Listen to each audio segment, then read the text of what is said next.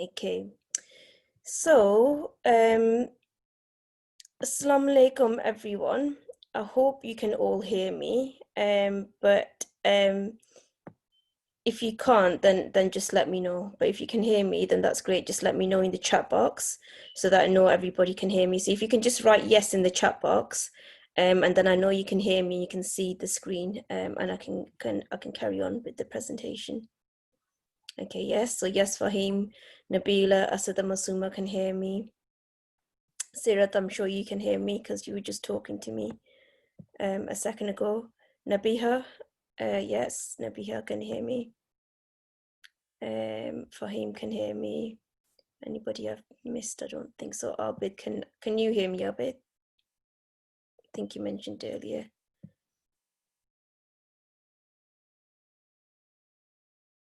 Oh, brilliant. Yes, you can do that. You can make the poster after this class, Nabiha. Excellent. And inshallah you can share it with me later. I will, after this class, I will forward on the links and the recordings. I've got the links and my PowerPoint slides as well for those of you that have sent me your emails from yesterday's class. Okay, so let's make a start. So for those of you who don't know me, my name is Nadia Shah, and I'm going to be teaching you this week in the MUS Summer School, and the topic this week is digital. I'm sorry, I know your class was meant to happen on Friday at 6 o'clock, and I'm sorry it was delayed. That was because I wasn't feeling well, but inshallah, alhamdulillah, I'm feeling much better today, and so we can carry on the class. So the topic today is going to be all about digital things, okay? And hopefully it'll give you an opportunity to share with me the things that you know about digital technology and some of the digital technology that you all use on a daily basis. And inshallah, it'll give me an opportunity to share with you some of the knowledge that I have on digital technologies. So I'm going to go to the next slide, and I'm going to start off with this, okay? So I'm going to start off with the dua because it's always important. Before you start anything in life, it's always important to start with the dua. And the simplest dua is to say Bismillah ar-Rahman ar-Rahim, okay? So that is in the name of Allah, the Beneficent and the Merciful. And it's very, very important. Everything you do in life, before you start anything, always start with Bismillah, okay? Because it gives you blessings. Okay, so I'm going to move on next to wish you all Eid Gadir Mubarak. So a lot of you might have been celebrating our wonderful Eid yesterday, Eid Gadir. Some people I know in some parts of the world are celebrating Eid Gadir today. How many of you celebrated yesterday? And today is my Eid. Okay, so Sirat Fatima is celebrating today. Anybody else celebrating today or celebrated yesterday? Me too. Okay, so who just said me too? Us as well. We celebrated by going to KFC. Brilliant, amazing. Nabiha. That sounds like Nabiha. Okay, excellent. And it sounds like you had an amazing time then, having a little treat like that, going to KFC. Alhamdulillah. So I wanted to share this poster with you. It's a poster on Eid Gadir that I've made a few days ago, and it's to wish you all Eid Gadir Mubarak, because it's a beautiful time for Muslims, and especially for Shia Muslims. Can anybody remind me why we celebrate Eid Gadir? Why do we celebrate Eid Gadir? Prophet Muhammad sallallahu alaihi wasallam made Imam Ali alayhi salam the Mawla after he passed. Yeah, mashallah.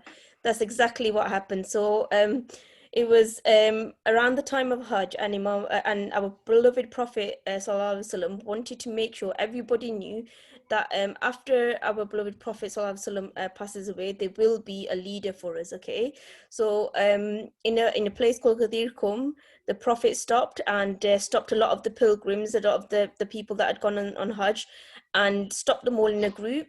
And held up the hand of Imam Ali Islam, and the Prophet ﷺ said, Man kuntu mola fahazan aliyun mola, which meant that whoever I am his leader, Ali is his leader. And that was to signify to everybody that you know, on the 18th of Dhul Hajj, that you know, the Prophet has announced to everybody that, you know, after I pass away, I have got a leader for you, and that leader is going to be Imam Ali al-Islam. And that's why we all follow Imam Ali al-Islam as our wali.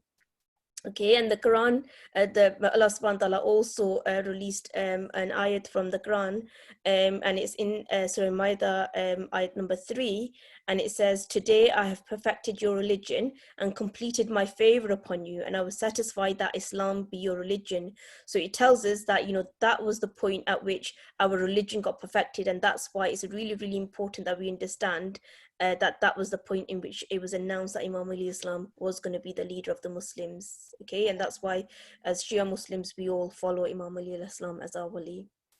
Okay, so I want to wish you all, you know, Eid Gadir Mubarak. Is a very, very beautiful Eid for us, and we should celebrate so much on that day. You know, we should spend time with our family or friends. It's really important to do certain amals on those days as well. It's really important to fast. It's really important to share food with other people. It's really important to give a bit of charity, and there's various du'as and ziyarats that you can read as well. So it's really important that you learn about some of these things and you do them, because you get so many more blessings on this day if you do some of these things. Okay, so Eid Gadir Mubarak to all of you. So I'm going to move on now to ground rules. Okay, and I'm sure all of you are following these ground rules. You've had quite a few of these MUS summer camps classes and workshops already, and I'm sure all of the other teachers that you've been having your sessions with have shared some of these things. But it's always important in classes generally and in workshops, but also it's very, very important when you're doing online classes like this to follow some of the rules. Okay, and some of the rules you know, that I want to share with us is things like being on time. You know, really, really important to be on time for your classes, whether that's online classes or otherwise. Punctuality is always a good thing. Be respectful of other people's opinions. So some of you have already contributed to the session today by unmuting your mic and talking to me, and I really encourage that. I really encourage you to participate in discussions, because it makes the session more interesting for everybody. It's not just me here to teach you, I want to learn from you as well. Okay, but when you do share your opinions, make sure you respect each other's opinions. Okay, so try to speak in a polite way when somebody else is sharing their opinions. Listen to others and be open to new ideas. Okay, so like I said, I will learn things from you today, and you will also learn things from me today, inshallah. But be open to these new ideas. Joining in the activities. So I've got a couple of activities for you today, so I really want you to join in these activities, inshallah.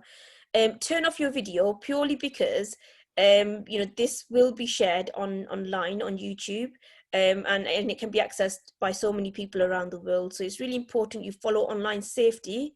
We're going to talk about online safety today. It's really important we follow online safety and we keep our videos turned off whilst the recording's happening. Use the raise hand button. You can raise your hand on Zoom, so use the raise hand button if you want to ask a question, or if you want to join in discussions, because that'll give me an option to realize that somebody wants to talk, and I can encourage you to talk, and it saves everybody talking over one another. So if two people want to talk at the same time, at least I can then, if you've raised your hand, I can say, okay, well, maybe you want to start it off and somebody else wants to continue. Okay, mute your mic unless you're speaking. So it's really important we don't disrupt the class, so we keep our microphones muted. But if you want to join in a discussion, then feel free to unmute your mic and join in the discussion and ask questions, for example. The other way you can communicate, if you don't want to unmute your mic and you don't want to talk, although I encourage that, the other way to do that is to basically share in the chat box. And I've just sort of seen now that Asad and Masuma have shared Man kuntu Mola for Hazan Ali Mola, that Muhammad and Imam Ali Islam are equal in authority, and Imam Ali Islam should be respected in the same way as he was respected. Alhamdulillah, that's a beautiful quote that you've shared with us. And the other thing I want you to do is to join in as well as using the chat box to join in and unmuting your mic when you want to join in, raising your hand, I want you to complete your homework. But like I said for the class yesterday, I don't really have any specific homework for you to do. What I do want you to do, inshallah, is I want you to go away, some of the things that you've learned today, some of the websites I'm going to introduce you to, some of the mobile phone apps for those of you that do have a mobile phone or a tablet, those websites on Ziara, those information I'm going to give you on making a PowerPoint, for example, on making a poster using PowerPoint, for example. Go away and explore all of the digital information I'm giving you, because I can tell you about it and I can show you how to use it, but you get better at using it when you go and practice on these things. So please go away and explore some of these things that I'm going to introduce you to, inshallah, today, and learn about the things that I talk about today through that. Okay, so that's all going to be your homework. I don't expect you to do any formal homework as such, but some of the children from yesterday's class decided that they wanted to make a poster afterwards, and they decided they were going to share that poster in the class next week. So if you want to do that, then feel free to do that. And when I say poster, I mean using PowerPoint to make a poster. So not physically drawing it, but using digital technology to make a poster. Okay, alhamdulillah. So I'm going to move on to the next slide then. So this slide is basically gonna ask you the question now, and I want you all to discuss at this point. Okay, so I want somebody to volunteer to tell me what they think digital means. So when I say digital, what do I mean by digital? Who knows what digital means? I'm sure all of you use digital technology. You're all using digital technology at the moment. You're all either on a computer. Okay, Asad and Musuma, do you want to share? Feel free to mute your mic. And So what we think digital is when you use electronics to provide entertainment or do work. yeah, excellent. That's exactly what it is. Anybody else want to share anything? Again, you can use the chat box as well.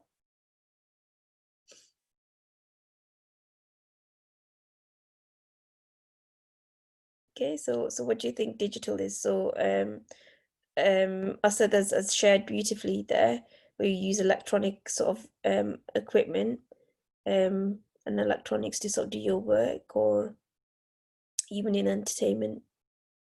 So I've got a definition here that explains exactly what digital means, and it's very similar to what Asad has just said. So it means using a system that can be used by a computer or any other electronic equipment in which information is sent and received in an electronic form. Okay, so we use electronics to send and receive information, and we do that using gadgets and equipment like your computer, for example. Okay, so that's what we mean by digital. So we have lots of digital technology that we can use, and I've mentioned one of them, the computer. But what other digital technology do you use on a daily basis? So as well as your computers, what other digital technology do you use on a daily basis? Does anybody want to share that with me? I sometimes use my mother's phone, and I sometimes use my laptop. MashaAllah. So Sirat Fatima uses a laptop, and sometimes she uses her mother's phone as well. So yeah, so they're both digital things, aren't they? Smartphones. Abid Ali says he uses his mobile phone, alhamdulillah. What other things do you use? So we've mentioned laptops, computers, we've mentioned mobile phones. Play on a games console. So Asad plays on his games console, and that uses electronics as well. Definitely. I use my laptop and my mother's phone sometimes. So Nabiha, I use it for my online classes for school and Islamic things and the classes I can use. mashallah. So Nabiha uses her mum's phone sometimes, a laptop, and she uses it specifically for online classes and schoolwork and things. Drawing tablets, excellent. So yeah, Fahim uses drawing tablets that you can use to that uses electronics as well. Asad usually uses his laptops to play and study, mashallah. So you're all using loads and loads of things. And so you've mentioned a lot of the ones I want to talk about today: your phones, your laptops, game consoles, tablets. There's another one I want to touch upon here. There's a picture here of some of these gadgets that you've talked about. What's this big one at the back that a lot of you do on a daily basis? It's yeah. So this one at the front is a laptop, but this big one at the back is this. It's what? Sorry, Asad, what did you say? It's a computer. It could be a computer, but there's no key sort of board near it. TV. I think it's a TV then. It's a TV, yeah, Masluma, thank you. It's a TV. So everybody watches TV every day, don't they, usually? Abid says TV as well, mashallah, yes. Yeah, so TVs use electronics, and these days you can get smart TVs as well. So you can use you can watch lots of really nice programs on TVs, and it all uses electronics. There's a lot of nice Islamic TV channels now as well that you can watch lots of programs on to learn about your religion as well, mashallah. Okay, so this is what I use, and I use other things as well. I use electronic technology and digital technology for lots of things here in my life, but these are some of the things that I use on a daily basis. I use my laptops and my tablets and my computer, and I use various software packages like PowerPoint that I'm going to talk about today. To do presentations on or posters.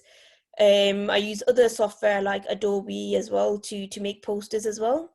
And all of these softwares you can use for your schoolwork as well, and work and online classes.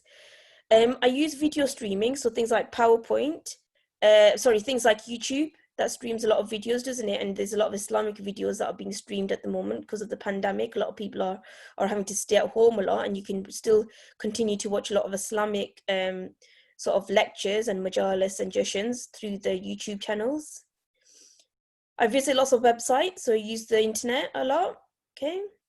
I use a lot of technology that all of you said that you use. So things like social media, I use on my smartphone and my computers. I watch TV. I use a lot of mobile phone apps. I also use digital cameras as well. And I also have a camera on my phone as well, so where I can use to take lots of pictures. When I go shopping, so in the past I used to go to the supermarket. At the moment, because of the fact that it's on lockdown at the moment because of the pandemic, I'm doing a lot of shopping from home. So when I used to visit the supermarket, I used to sometimes, if the queues were too long, I would use these self-service machines to do the shopping myself. To check out myself. Nowadays, I do a lot of online shopping. So online shopping from the supermarket or Amazon store or various other things, and they deliver it to my home. Online banking and ATM machines, they use digital technology. So where my money is being saved. In the car, there's a lot of digital technology in the car. And then finally, this one down here, education and profession. And obviously we're all using digital technology today for, it's beautiful. We've got people here from all over the world accessing an online class, and I'm sat here in my bedroom able to deliver you this online class, okay? And you're learning through this class. So that's an amazing thing that technology gives us an opportunity to do. So here I've got 3 different icons here, 3 different logos. Does anybody know what these 3 different logos are? Which apps these 3 different logos or websites these 3 different logos signify? So Asad and Masuma, do you want to? Purple Mash. So Asad said Purple Mash, yeah. And Class Dojo. So what is Purple Mash and Class Dojo? Abid said Dojo as well. Excellent. So what is Class Dojo and Purple Mash? Fahim says LinkedIn. Excellent. Yeah, so this one is LinkedIn. So Dojo rewards thingy mobobs, Asad and Masuma says. So what sorts of rewards do you do? What's the main use for Class Dojo? You can unmute your mics if you want to tell me. Rewards, yeah. Class Dojo setting homeworks. Yep, so setting homework. Yep, excellent, Masuma. Setting homework, yeah. So basically, it's an opportunity to give rewards to children in homework. Excellent. So it's so yeah. So it's getting on the teacher's good list. Yeah, you can do that if you do your work well. So it's an opportunity for teachers, and Purple Mash does this as well. So a lot of people that are children that have been on lockdown because of the COVID-19. They've definitely around the UK, definitely a lot of schools have used Purple Mash to be able to still set up work for the children, and then interact with the children as well through these sites. Okay, give them rewards, put on videos on there about classes, get them to do their homework and send them back via these softwares. Okay, so really important technology that you can do to still study whilst you're at home. LinkedIn. Okay, so I think it was Fahim that mentioned LinkedIn. What is LinkedIn, Fahim? Do you want to unmute your mic and tell me what LinkedIn is? So you were the only one that mentioned it. So this last logo is for LinkedIn.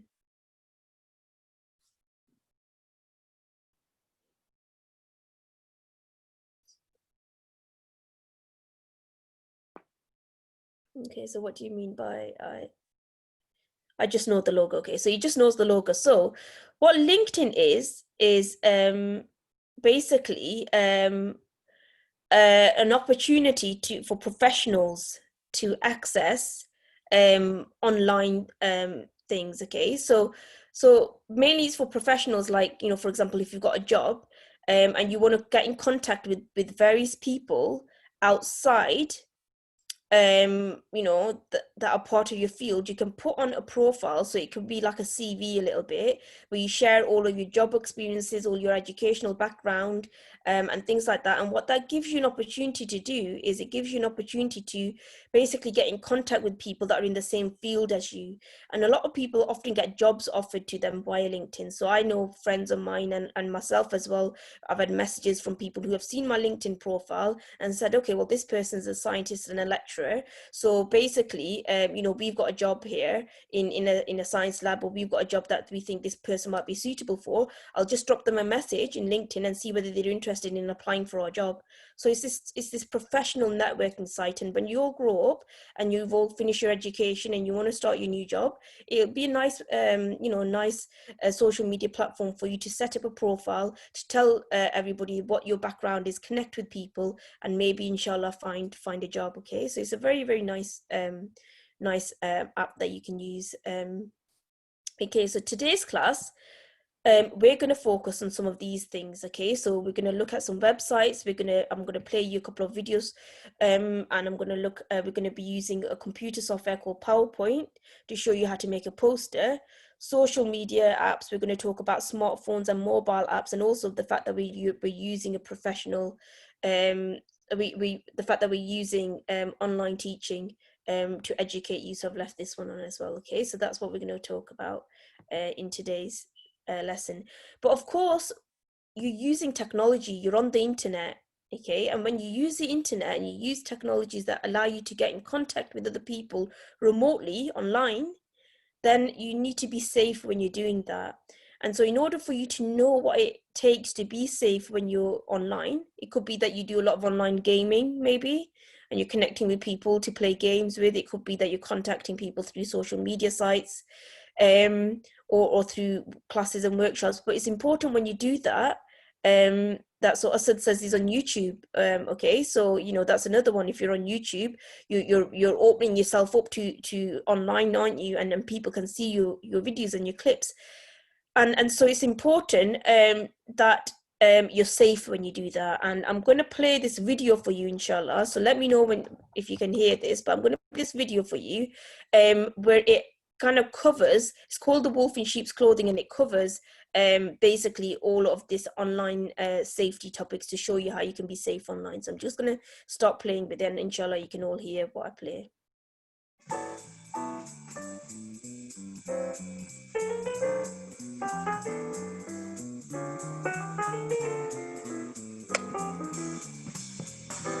If anybody can't hear anything, then let me know. So Asad, you've got your hand up. Do you want to unmute? And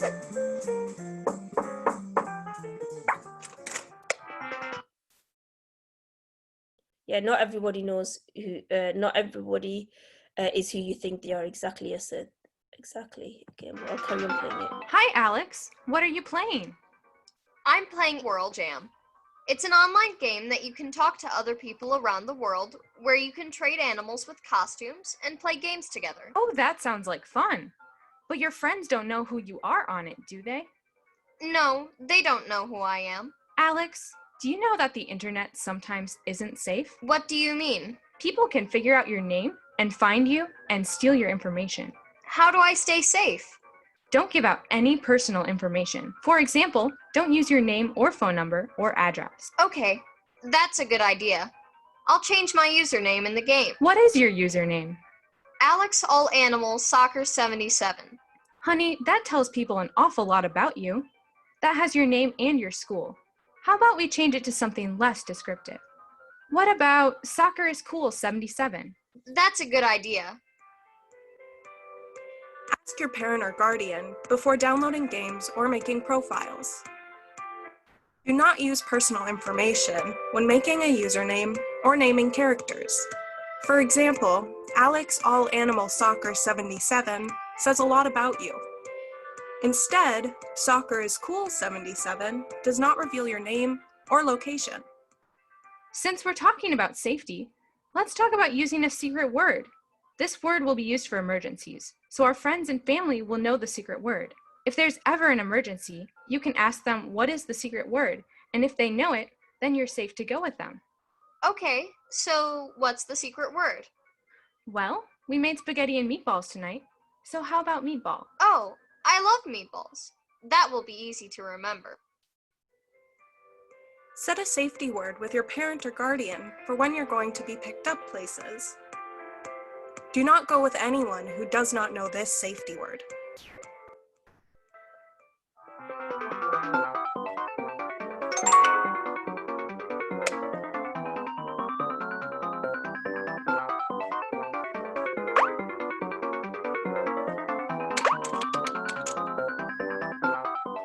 Hi, do you like playing this game? Yes, do you? Yeah, my name is Riley. I'm in the 5th grade. What's your name? My name is Alex. I'm in 5th grade too. This game is so much fun. I love it. Me too. I'd rather play this than go to school. Oh, why not? Kids in my class are sometimes mean to me. Oh, I'm sorry. I would never be mean to you. Where do you go to school? All Animal Elementary. I'm the only sheep in my class. I'm a sheep too. It was nice talking to you. I have to go. Talk to you later. Do not reveal personal information to strangers, including your phone number, name, birthday, or where you live or go to school.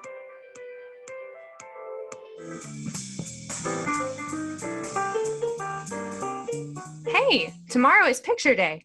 I think your wool needs a trim. I don't want to be made fun of by kids at school tomorrow. Just a trim, I promise. Okay.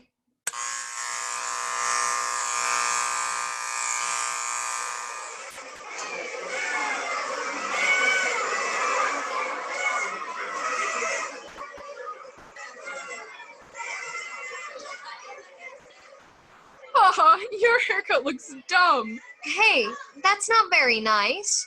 So, everyone thinks it. My friends here are dumb. My online friend would never make fun of me and would understand. Maybe I'll talk to Riley tonight on World Jam.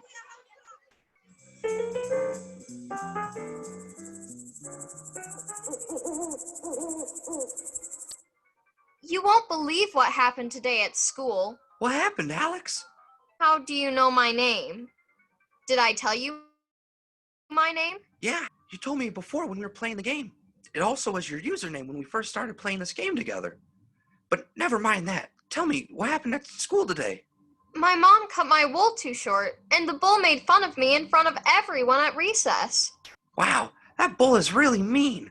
I know how you feel. My mom has buzzed my wool too short many times. You know, Alex, I would never do that to you. It seems like you need some better friends. Do not open up about personal struggles or problems to people online. Remember that people are not always who they say they are. I have some other friends on this game. I could introduce you to them and we could all chat together. I I guess that would be okay. Hey everyone, this is Alex, one of my new friends. What do you like to do? I play soccer in the park on Saturdays, Oh, sounds like fun. What time are the games? usually in the afternoon. Hello? Are you there? Remember that anything you post online can be accessed by anyone, even if it appears to be a private website or profile. Once you put something online, it is permanent and stays there forever.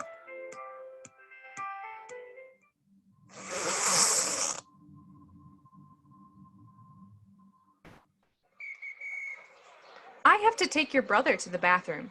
Please stay right here. Don't talk to any strangers. Remember the safe word. Hi, Alex. How are you? I'm good. How do you know me? Riley told me you play soccer here. Oh, okay. Do you want to practice with me before your game starts? This is a great spot to warm up at the other end of the park. I don't think that's a good idea. It's okay. Your mom won't mind. I know that you play for the all-animal elementary team. You hate haircuts and you're number 77, right? Do you know the secret safe word? Sunshine? Nope. Popsicle? No. Do not meet up with someone in person that you met online before talking with your parent about it. If you ever feel uncomfortable or in danger, online or in person, tell a trusted adult. For more information, go to ferris.edu/cybersafe. Okay. So that was that video. So hopefully we can have a little bit of a discussion about it now. Okay, so these are some of the things that I got from the video. And again, feel free to join in what some of the things that you learned about. Okay, so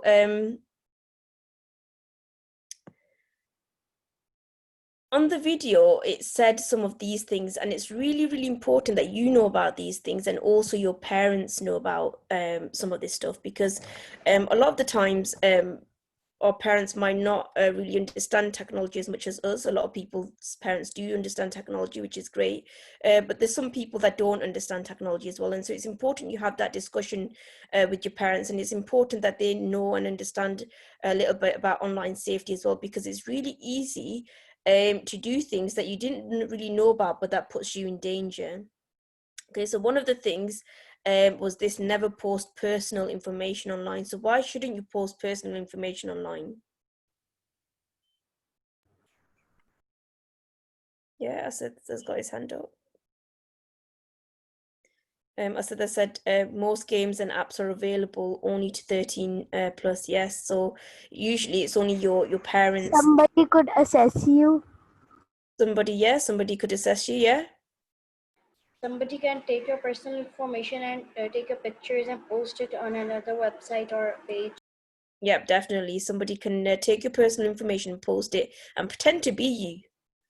They Yep. might make you feel comfortable and then ask you to come to a specific place, then kidnap you. Yep, exactly. They might make you feel comfortable. So online grooming can happen, can't it? So they make you feel It's called comfortable. grooming. Yeah, it's called grooming, exactly. So they'll make you feel comfortable. They'll think you think you're befriending somebody who's maybe a similar age to you. They'll encourage you to come somewhere, you go there, and then you turn up and it's somebody who's actually not got very nice intentions in mind, and they could be a danger to you. And so one of the things in the video the little lamb did with his parents was what, in order to make sure that when they meet somebody with their parents, or if somebody approaches them in the streets, they did something. And what was that thing to make sure that they were protected?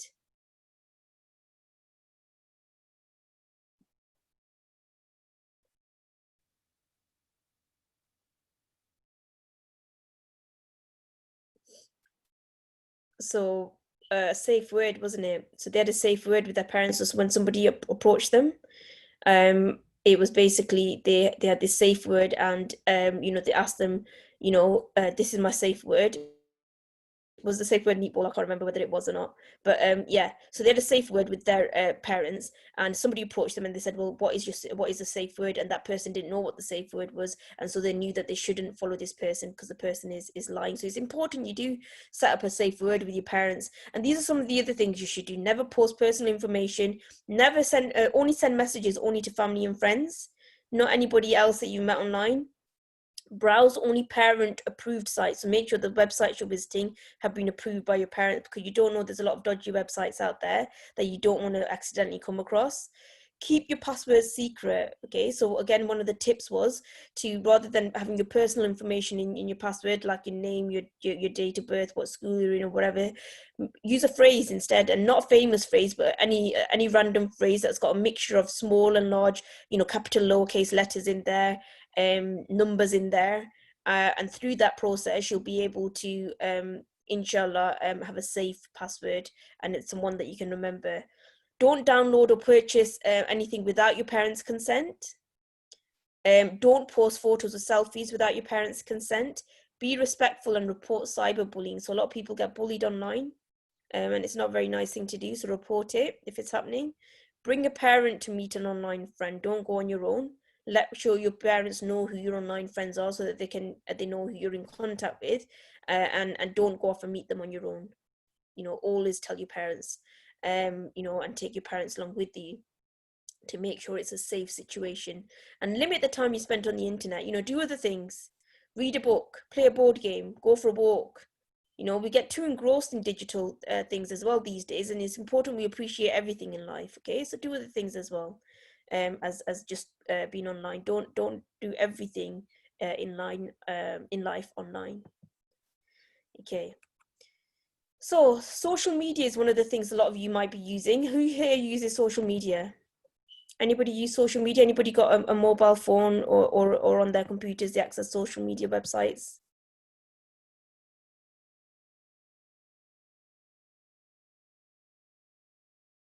What somebody sort of said he uses a YouTube but no otherwise. Yeah, it is a form of social media. You can connect with people, can't you? So social media is anything where you can connect with people and share and interact with people. So this is the definition of social media: websites and applications that enable users to create and share content and or participate in social networking. So when you're online, you're creating content on YouTube. Yeah, you're sharing it with people, and then there's comment sections at the bottom where people can talk to one another. So you can build a social media community on YouTube. So it is a form.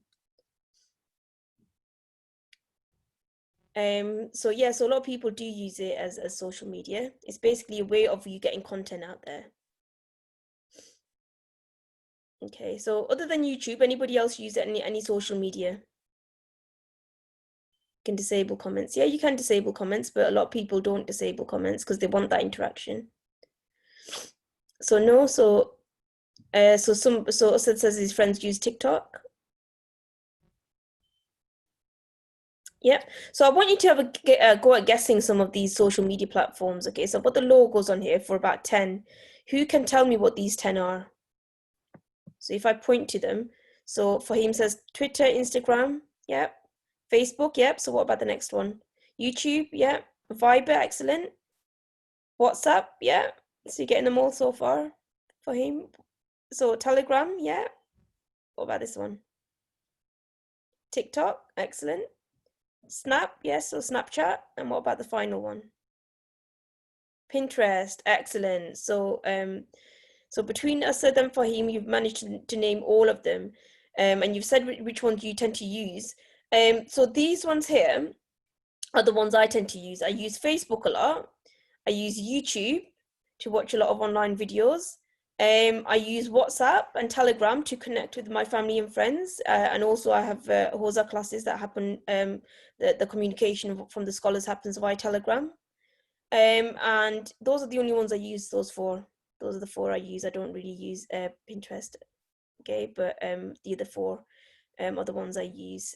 Okay, so So these are the positive effects of social media in Muslim society and other societies as well, but some of the points I mentioned here are specific to Muslims, okay?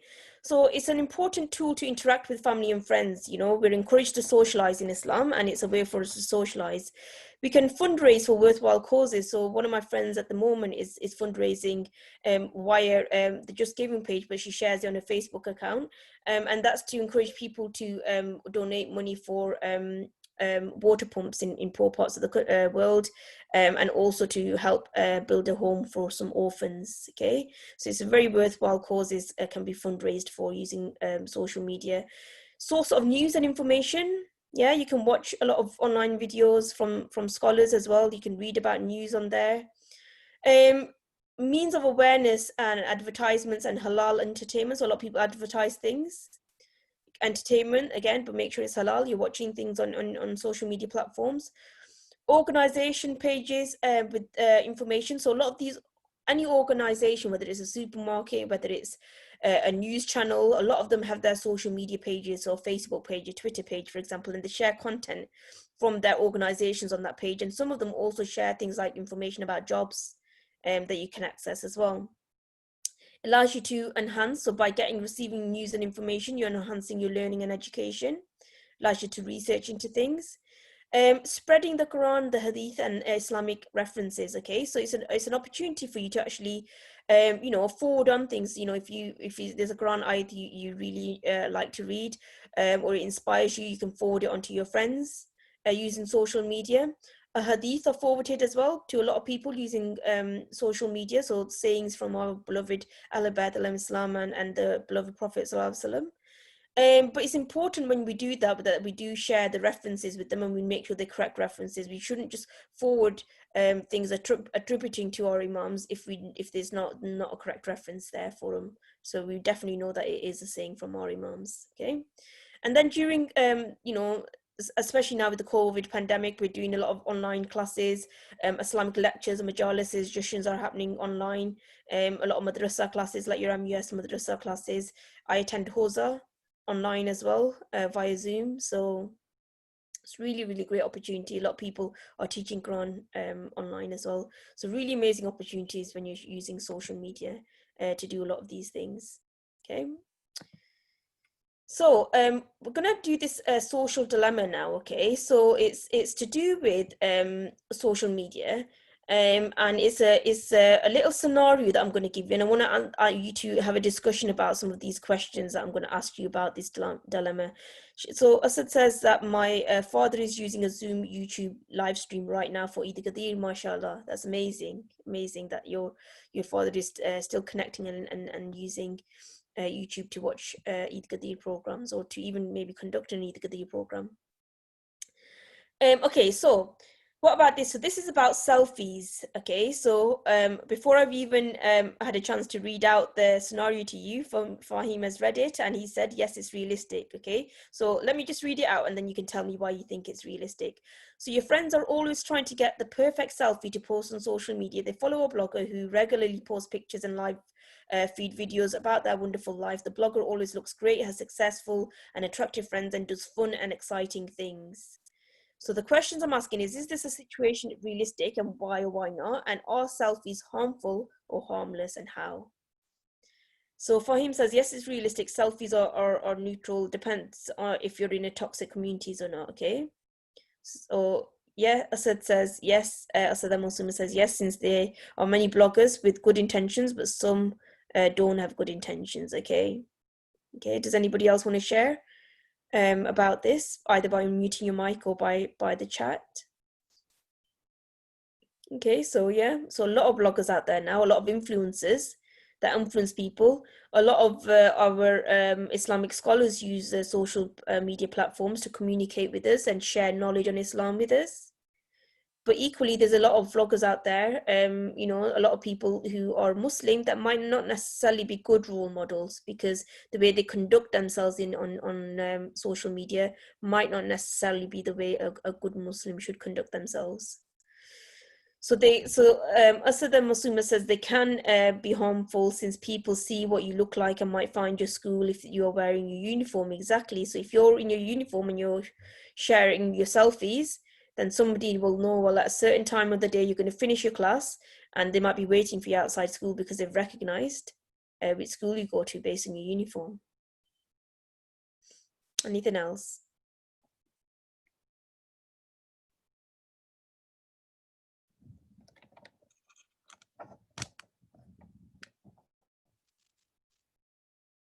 Okay. Okay, so Asad says it depends where you're putting the selfie and what it is. Fahim says, and there's the slim chance they live in your area. Okay, yeah. So, you know, people can all around the world can see some of your pictures if you haven't got the right security settings on. You can send pictures of pets though. Yeah, you can. Okay, so some of the things that I want to discuss now about this scenario is some of these things. Okay, so I think all of the things that you've shared are absolutely correct. And on top of that, this is something I want to share with you, okay? So Fahim says most people I've met online are from the US, okay? And where are you? Are you from the, I'm guessing you're not from the US then, Fahim. Okay, yeah, so a lot of people are from the, you are, okay? Okay, so that's fine. But as you grow, and you'll find that you might connect with lots of people from around the world. So on my Facebook page, just because when I've been in places like ziyarats, or if I've worked and I've gone abroad for my work, or I've got, you know, jobs that I've worked in, there's people from abroad that have come and worked in that organization, and then they've gone back to their countries. So I've actually got, you know, friends from all around the world, alhamdulillah, on my social media Facebook page. So you can connect with people from all around the world. But it's safe whilst you're young to connect with people only that your parents have approved. Okay, so in this situation, realistic or not, yes, it's realistic, because a lot of the times in this day and age, a lot of people are obsessed with influencers, bloggers, and the celebrity culture. Okay, so a lot of people see people online that are sharing about their lifestyle, sharing about their you know, wonderful things they got on with in life and stuff. A lot of people tend to only share good, positive things, you know, or the good things that are happening in their lives and stuff. And what happens is it can be harmful, because especially if they're posting a lot of pictures of themselves or these video clips of themselves, because what you find is a lot of the times the focus becomes on you. If you're sharing selfies, you're taking a picture of yourself or yourself with friends, so it's all about you, it's not about others anymore. And we're encouraged in Islam to think about others as well, to help other people as well. A lot of the times influencers, so Asad Masuma says, my father has a YouTube channel dedicated to Islam, the Rizvi's Islamic channel. MashaAllah, I'll check that out later. That's an amazing thing to dedicate something to Islam. So a lot of the times, if some of these influencers are Muslim, and they might have a hijab, so if they're women, they might have a physical hijab, like their you know, their actual headscarf. But some of the times they forget that hijab isn't only about a headscarf covering. And for men as well, and for boys as well, we need to practice good social and physical hijab. So we shouldn't really be interacting too much with people from the opposite genders in an inappropriate way. If you're wearing your hijab, you shouldn't really be wearing makeup, because that makes you attractive to people, and that's not what Islam encourages. Okay, so we shouldn't do that. But you find a lot of the times people are making these YouTube clips, or they're taking selfies, and they've got their headscarf on, you know, so for some of the girls, but they don't have you know, but they're also wearing makeup. Or, you know, there might be pictures of boys you know, and girls who are friends that are getting together in an inappropriate way. You know, they shouldn't really be interacting like that. It's not encouraged in Islam, but they are, and they're taking pictures. Okay, and that's promoting that to other people that are watching these clips, okay, and watching these pictures. So you forget about the beauty of the world. So you might be on a beautiful site, you might have gone away on holiday with your family, and you're on a beautiful beach, or you've gone climbing up a beautiful hill or a mountain. You've got beauty all around you, but you're taking pictures of yourself. You're not observing the beauty around you. And Allah subhanahu wa ta'ala has created such beautiful things for us to appreciate in the world, but we're focusing on ourselves. Asad says that I don't see the point of makeup, which is, you know, it's good. You shouldn't really need makeup. Show off your lifestyle and this instant gratification of desires. Okay, so a lot of people will post selfies or pictures of themselves going out to eat at a restaurant, going traveling the world. Anything they buy, like a new handbag or a new car or whatever, they want to share it with the world. Okay, so basically sharing all of these things with other people. And what happens is it's showing everybody else that, you know, you're instantly gratified. It's all about your desires, what you want, you know, and it's all about your lifestyle. And it could be that somebody's watching these pictures, you know, and they might start to feel a bit bad about their own life, because people tend to share positive things. They tend to, you know, show off a little bit about, you know, where they're going out to eat, you know, where they're traveling, things that they bought. And it could be that other people that are on these YouTube channels or on these Facebook's sites or on these social media sites can't afford some of those things, and they get depressed and they look at other people's life and they think, well, maybe they, you know, they've got all this amazing things, and look at my life. You know, they start to have an unrealistic expectation, and that might cause problems within the family, because it could be that a wife looks at other people or other friends that have got all these things and says to her husband, well, you need to buy me these things. So unrealistic expectations, the focus is on materialism, and the focus isn't on what you should be focused on. And if you posted selfies, for example, you're always looking for people to like your selfies or to love your selfies. You want that acknowledgement, don't you? And you live for the likes, and you start to forget about the things that Allah subhanahu wa ta'ala expects of you. You know, we're living on this world to seek the pleasure of Allah subhanahu wa ta'ala, to fulfill the purpose that Allah subhanahu wa ta'ala wants us to be on this world for, to help others, okay? Whereas if we're doing things and we're posting pictures without a job, we're not pleasing Allah subhanahu wa ta'ala. If we're taking part in cyberbullying because somebody's posted a picture and we write a nasty comment about that, we're not pleasing Allah subhanahu wa ta'ala. Okay, if we're focusing on ourselves and materialistic things and not on the beauty, we might not be pleasing Allah subhanahu wa ta'ala. If we're not focusing on the fact that we might be upsetting other people by sharing certain things, then we might not be pleasing Allah subhanahu wa ta'ala. So we might be pleasing other people, and we might have got about, you know, thousands of likes on our pictures, but will those thousands of likes mean that Allah subhanahu wa ta'ala is happy with us? And it's something that you should always keep at the forefront of your mind. Is Allah subhanahu wa ta'ala happy with us? Okay? Are we pleasing Allah subhanahu wa ta'ala?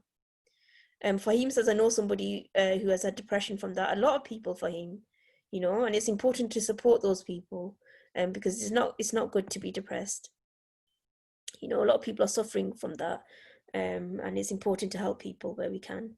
So these are the negative then effects on using social media. So reduction in real human contact, and Islam encourages to visit people. At the moment, we might not be able to do that because obviously we're in lockdown.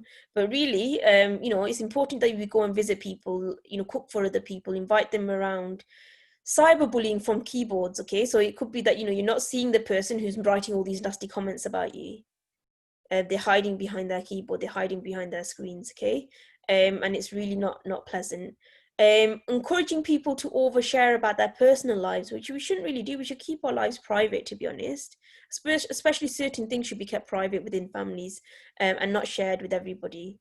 Information we're gathering, but not necessarily knowledge. So there's lots of information on the internet, lots of information on social media sites, but every information, every fact might not be the truth. And we're absorbing all these facts, but we're not really absorbing true knowledge. Okay, true knowledge comes from, you know, people who are experienced in being able to teach some of these things, and it's important we seek the help of those people to make sure that the knowledge we're gathering online is correct knowledge. Creates problems in the workplace. So by that I mean, could be that you posted something on Facebook and your employer sees it and doesn't like it and might say that, well, that's you know, means that doesn't fit in with the policy of our company, and they might fire you. Or it could be that you want to apply for a job in the future, but those people, those organizations have checked all your social media platforms first, and they've said, well, okay, some of the things this person is sharing, I'm not really sure that person will fit in with our company, so they might not even consider employing you. So it can affect work as well. Poor social and physical hijab, which we've discussed. Fake news and spreading rumors. It might not be that everything you're reading is the truth. Increasing social addiction and self-esteem issues, those depression, you know, looking around addiction. It's actually interesting to know that some of the neurochemical transmitters that are released from the brain when somebody is addicted to things like drugs, yeah, if you're using your phone or a lot of digital content or always addicted to social media, it's because of that instant gratification. Is because your brain is releasing some of the same neurochemical mediators, okay? And that's why you're sharing, you know, that's why you might be addicted. You know, it could be that, you know, every day you need to have your phone with you all the time, okay? You're constantly checking every minute what's on your social media pages. Is because of this addiction that you might be developing to it. The use of militant organizations to groom you and get you to do wrong things. distortion about facts about Islam and religion. Okay, so it could be that you're sharing, you've read a quote on Facebook or Twitter by somebody, and it says Imam Ali Islam said this, and then the quote, and then you think, oh well, that's a nice quote, I'll share it on, and you forward it on, but there was no reference to that quote, and actually that quote wasn't from Imam Ali Islam, but you didn't know, you just read it and you thought, okay, well that's the truth, and you forwarded it on. So it could be you're forwarding on incorrect information. So whenever there's a quote or a hadith posted online, always see whether it's got a reference there first, then check that reference to make sure it's definitely a quote from that reference, or get your parents to help you to check that reference. And only when you're certain that that was definitely a saying by one of the Al-Abad al-Islams, and it's got the correct reference attached to it, only then forward it on, to make sure you're not attributing anything that's incorrect to the Al-Abad al-Islam. Okay, so it's very important to do that. And a lot of people don't do that, not because they don't mean to, you know, it's just that they didn't understand that. So it's very important to do that. It reduces learning and focus and research abilities. Again, for that same reason, where you're constantly addicted to looking up facts, looking at all of these different things and stuff, seeing whether somebody's liked something that you've posted on your social media platforms. And actually, you should be doing your homework, or you should be doing a particular job at work, but you're constantly obsessing over what's on social media. And so you're not doing your job to the best of your ability, you're not doing your homework to the best of your abilities, and you're losing that focus, you're losing your attention span. And that's very, very common with social media. And too much time is being wasted, okay? And in fact, it's really, really important we don't waste time in Islam. Really, really important. So Asad has said, okay, that this is a keyboard warrior, person who makes abusive or aggressive posts on internet, typically one who conceals their true identity. Exactly.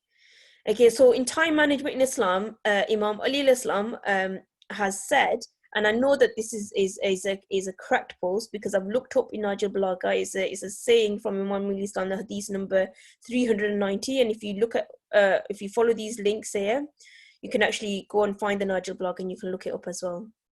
But it says the believer's time has 3 periods on there, okay? The period when he's in communication with Allah, so when you're doing ibadah, then you're praying, for example. The period where he manages for his livelihood, so when you're doing your schoolwork or you're going out to a job, for example, that's all about your livelihood. And then the period when he's free to enjoy what is lawful and pleasant. So whatever you do outside of time when you're not working or you're not doing your ibadah, you can spend, it's your free time to enjoy. But make sure you're enjoying it in a halal way. And especially it's encouraged to enjoy that time with your family, okay, to make sure you create a positive family environment and with friends as well, okay? So that's a very, very important saying from Imam Ali Islam on time management. Okay. So these are some of the websites that I use, some of the Islamic websites I use to gain knowledge about Islam, and I'm sure some of you can recognize some of these. Did somebody want to say something? Miss, can I leave as it's after time in Pakistan? So today it was Ghadi, so I fast. So can I open the fast? Of course you can. The recording will go online, so you can catch up online, inshallah. Hafiz, thank you for joining us today.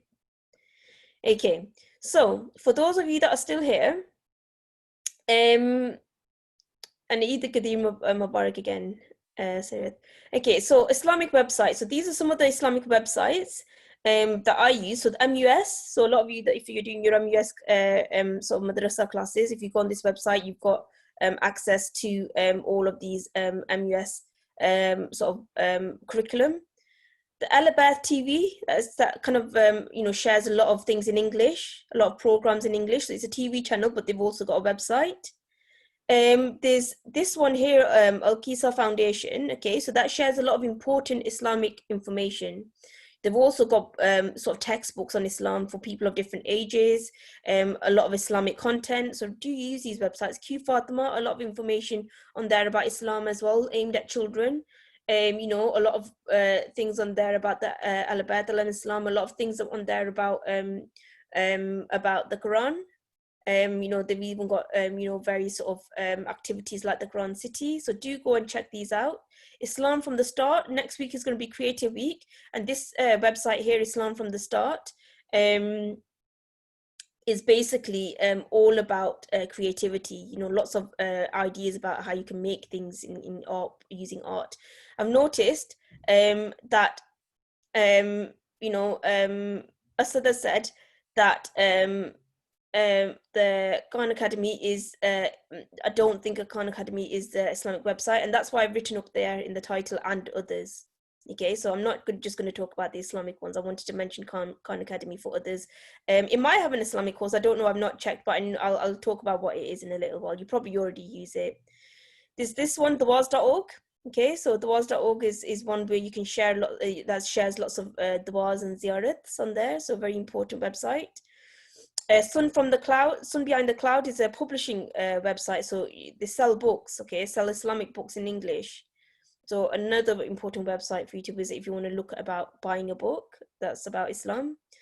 Alislam.org, a lot of very important books on there. Very important books, all about Islam, and all made available free to you online. Okay, so it's a very important website for you to visit and read up about in Islam. And a lot of adults visit it usually. There's a lot of very beautiful books on there where you can gain lots of beautiful knowledge on Islam. But feel free to go on there and read up on lots of different you know, things. And the Najah bloggers on there, for example. Then finally, this one, Khan Academy, that's not an Islamic website, you're right. It's not an Islamic website, but it is a website which might help you with schoolwork. So I teach at a university, and even at university level, they've got information on there, which I can share with some of my students. But basically, things like sciences, English, maths, you know, lots of other economics, even lots of other topics. They basically make lots of videos where that you can learn about topics, and it's very in-depth. There's quizzes on there to make sure that you can test the knowledge that you've learned.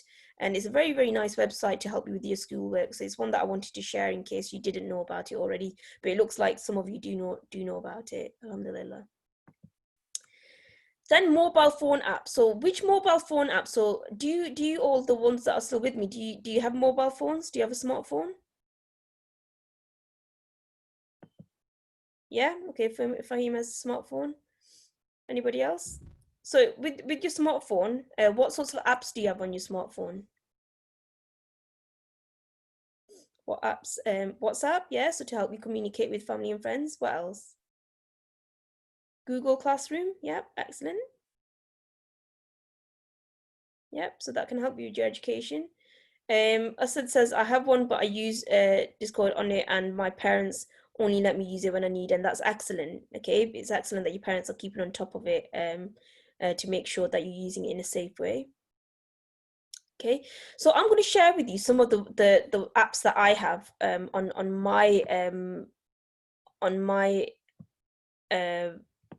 iPhone. Okay, so I have an iPhone, and these are some of the apps that I have on my iPhone. So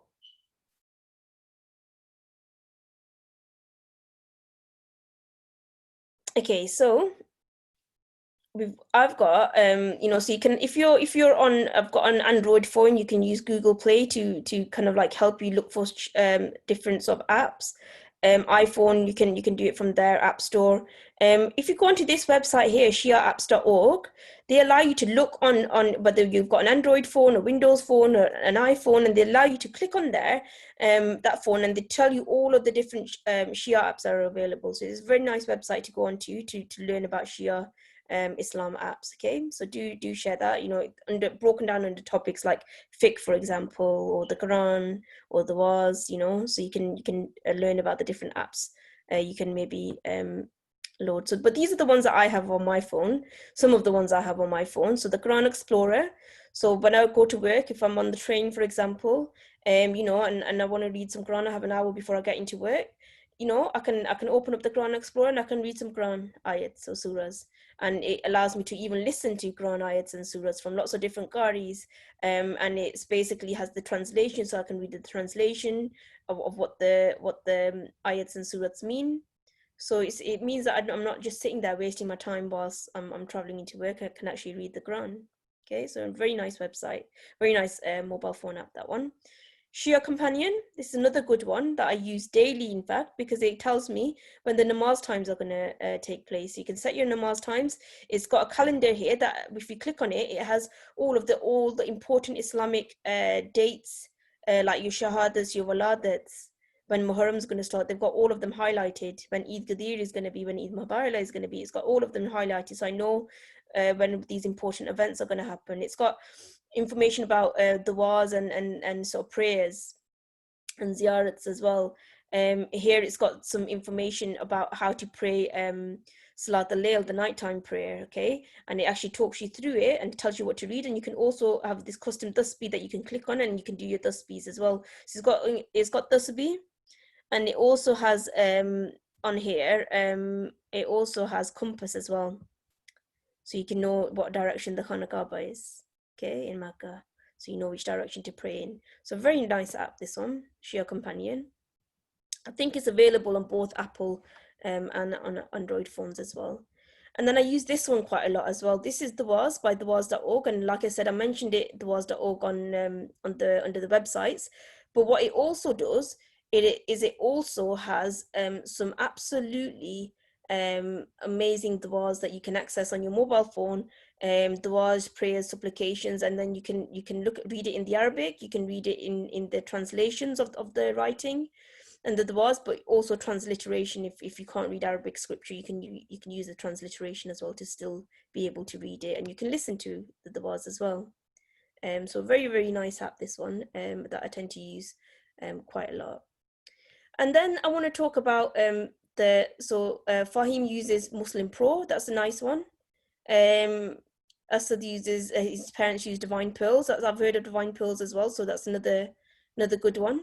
Yeah, so some amazing apps out there that really help us to stay connected with our religion and stay connected with one another. So really, really nice way of using technology is to use apps. So how many of you have been on ziyarat to either Iran, Iraq? Yeah, Google Earth on there. I'll talk about that in a little while. How many of you have been on ziyarat here? Has anybody been on ziyarat to Iran or Iraq or to Syria? So Asad says yes. So where have you been, Asad? Fahim hasn't been yet, so inshallah you'll go in the future. I didn't go on my first ziyarat until I was way into my 20s, I think 27, but alhamdulillah, I've been able to visit Syria. Asad says he's been to Iran, alhamdulillah. Our whole family, Karachi, okay, alhamdulillah. So yeah, so alhamdulillah, in my 20s I was able to go on my first ziyarat, which was to Syria, Sham, visit the shrine of Bibi Zainab Salam Allah. I've then been to Iran. I spent a month in Iran. Alhamdulillah, visited the shrines of Imam Rizal Islam and Bibi Masuma Qom. I've been to Iraq a couple of times, alhamdulillah, as well. I really want to go during Arba'een time. And alhamdulillah, last year I was able to go with my mum, and I performed my Hajj as well. So I was able to do that last year, and that was a beautiful, beautiful experience. And as soon as you start earning, you know, yeah, Asad, yes, you can talk. And Abid Ali says he's done all of them, alhamdulillah. That's amazing opportunities for you. The only reason me and my father went to Iran was because when I was a little bit younger, I had a very rare disease. Okay. I got cured by it when my parents made a dua to Imam Ali Raza alayhi salam. MashaAllah. That's why we went to Iran. Oh, do you know what?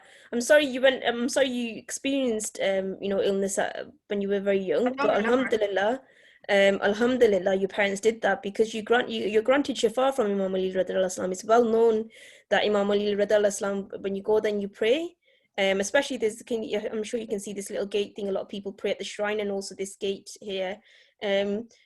But you know, you're granted shifa. It's really well known that Imam Ali radhiyallahu anhu grants you shifa. So it's really, really beautiful that your parents did that, alhamdulillah.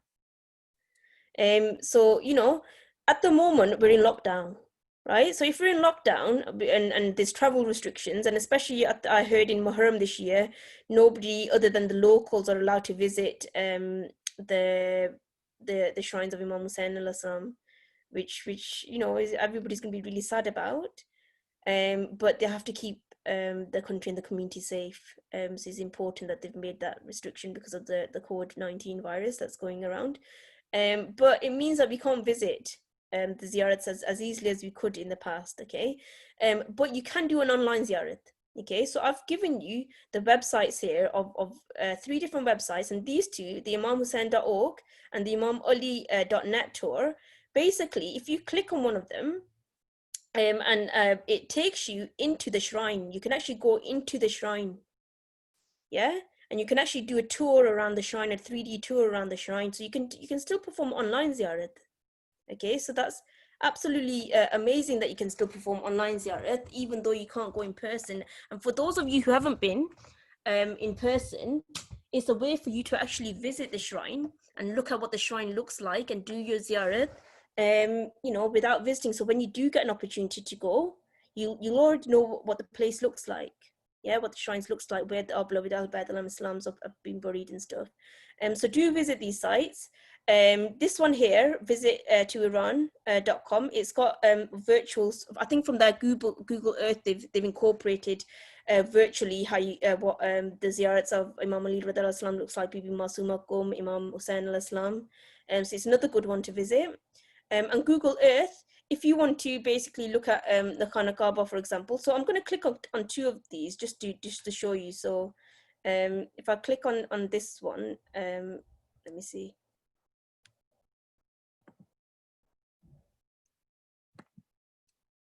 Can you see this? Can you see the shrine? No, cannot see the shrine. Maybe if not. Let me okay, let me share, do new share so you can see it. Can you see the shrine now?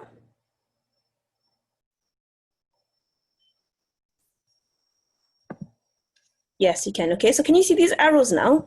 If I click these arrows, I can follow in, and look at how beautiful they've made the shrine of Imam Hussain al-Islam. Look how beautiful that is. And so you can send your salams, Assalamu alaikum ya Ababudillah al-Islam, to the shrine, and you can look around. You can rotate as well, and you can look at all these different, and they've got little bits of information in Arabic as well for people that can read Arabic. But you can visit you know, these shrine, and you can look around, follow the arrows and stuff, and it's really nice. Where especially during Muharram, I would really highly recommend it to just, you know, go around and do a virtual tour of the shrine. Okay, so I'll share my my presentation again. The imamali.net. So can you see my presentation again now? It's beautiful, isn't it, Fahim? I agree, absolutely beautiful. Absolutely beautiful. Okay, so can you see my my PowerPoint screen again now? Yes, okay. So imamali.net, go to that one, and it does exactly the same thing. It takes you around the shrine of Imam Ali al-Islam in Najaf. So again, do that after this presentation today. Inshallah, it'll be another half an hour, and then we'll be finished. But do visit you know, these links I've given you, because it'll basically, you can explore the shrines of our beloved Al-Bayt al-Islam, and you can do your salams virtually. Okay, so very amazing things that people have made available to us using digital technology. Google Earth I put on there because, for example, if you want to, I'm going to click on Google Earth now and share that with you. Because, for example, if you, let me share it with you, new share.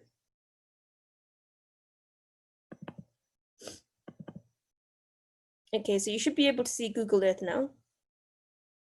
How long is mosque? I'm not. So another probably a half an hour, if less, maybe. Okay, if you go into the launch, yeah. Has anybody used Google Earth before? Yes, so Fahim uses it. Good. So for example, if you want to visit you know, Saudi Arabia to Mecca to where the Kaaba is. And it looks even more beautiful in person. But if you want to go, you just, on the search box, you just type in where you want to visit. You can visit your address, you can visit anywhere in the world, and it takes you directly there. And can you see, if I now click on this little red tag here, it's going to zoom me in. And I can also, there's a little person, a little figure of a person. If I select that and drag it to somewhere, it's going to actually take me to the street view. So if it takes me to the street view, then hopefully it does that in a little while. Let me try that again. Okay, there we go. Taking me on the street view. So it's actually taking you to what it looks like. And if I scroll around now, so this was obviously during the period of Hajj. Can you see? MashaAllah, there's the Khana Kaaba.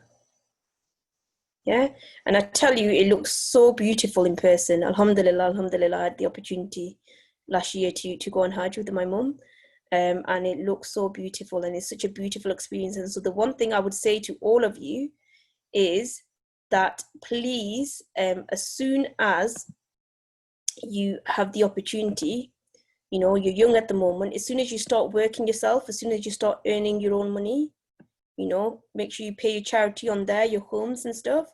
And as soon as you do that, then please put money aside and go on these ziyarats and go on Hajj, which will become wajib on you then.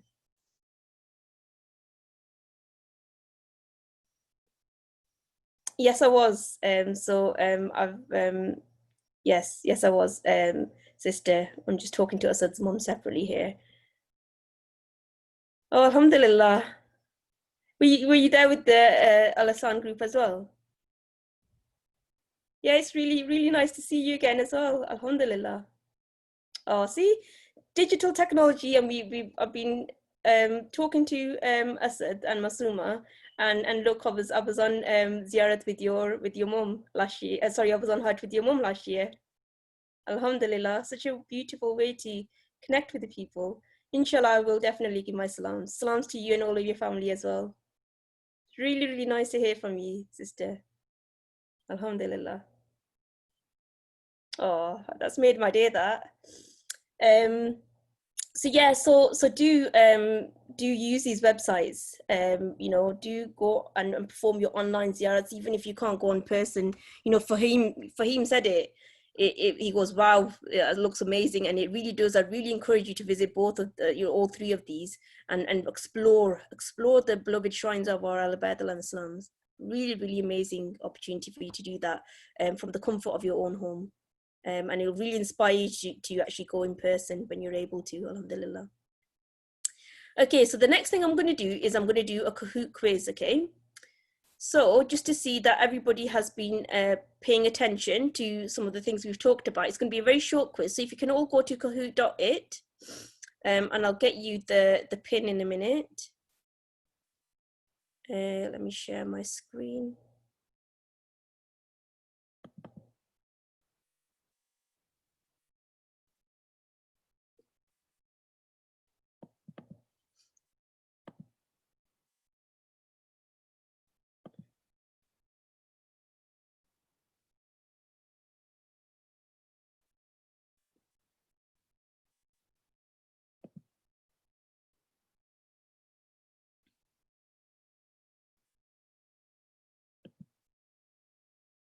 Okay, so let me turn down the sound.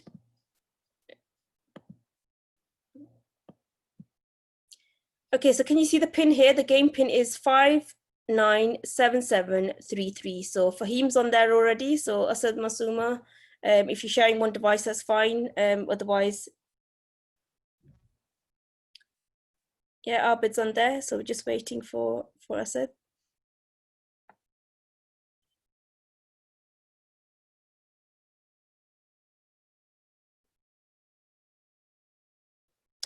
So got 2 players, just wait for Asad and then we'll start.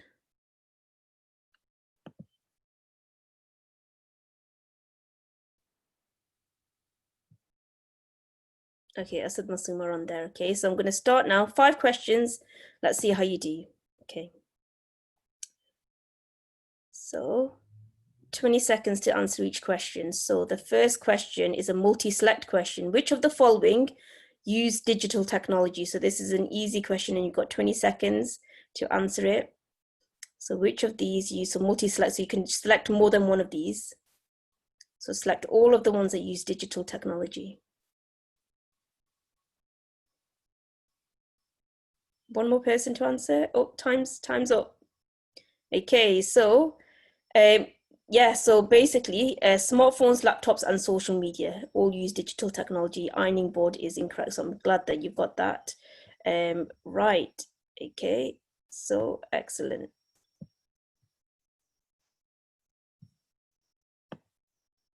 So let's move on to the next question.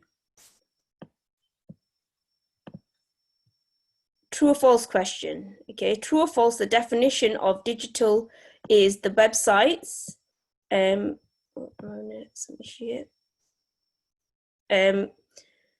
or false, the definition of digital is websites that allow you to create and share content and socially network.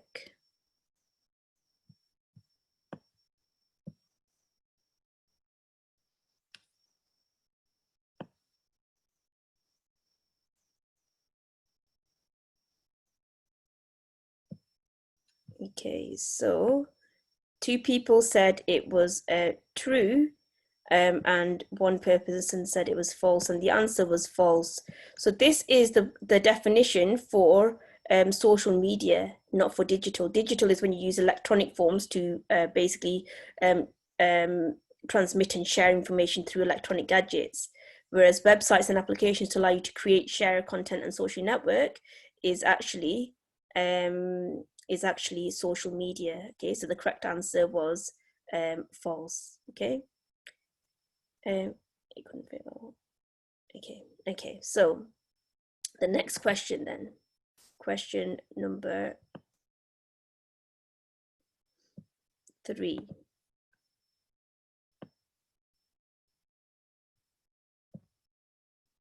Okay, what should you do to be safe online? So again, it's a multi-select one. No, sorry, it's not multi-select one, it's a single select. So which of these things should you use to be safe online? One answer.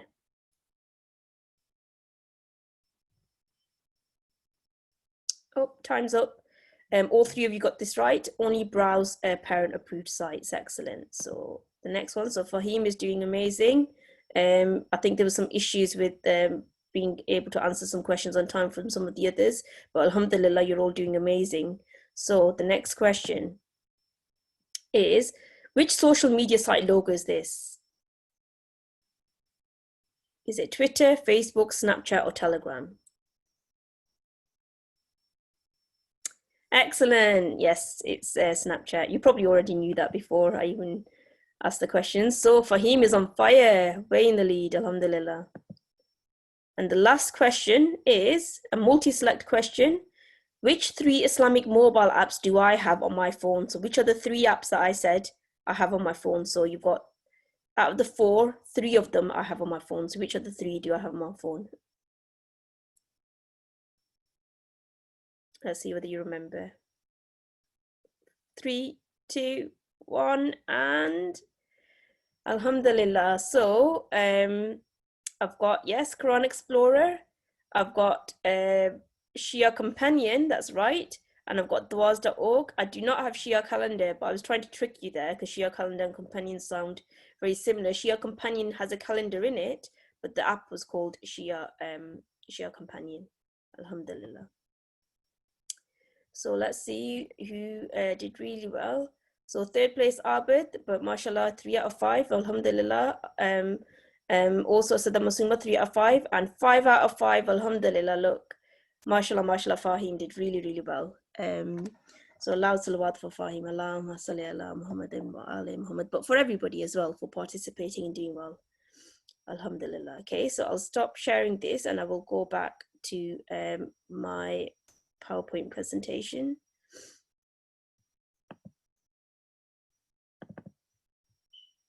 Okay, so the next part of this presentation is really using a software called PowerPoint. So this is what we've done so far. Okay, we've done all of these things, and we're going to do this little thing now where we're going to do an activity where we try and make a PowerPoint poster using PowerPoint. How many of you used PowerPoint before?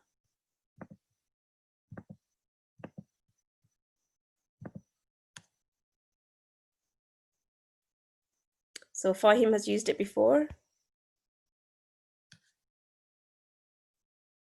Okay, what have you used PowerPoint for, Fahim?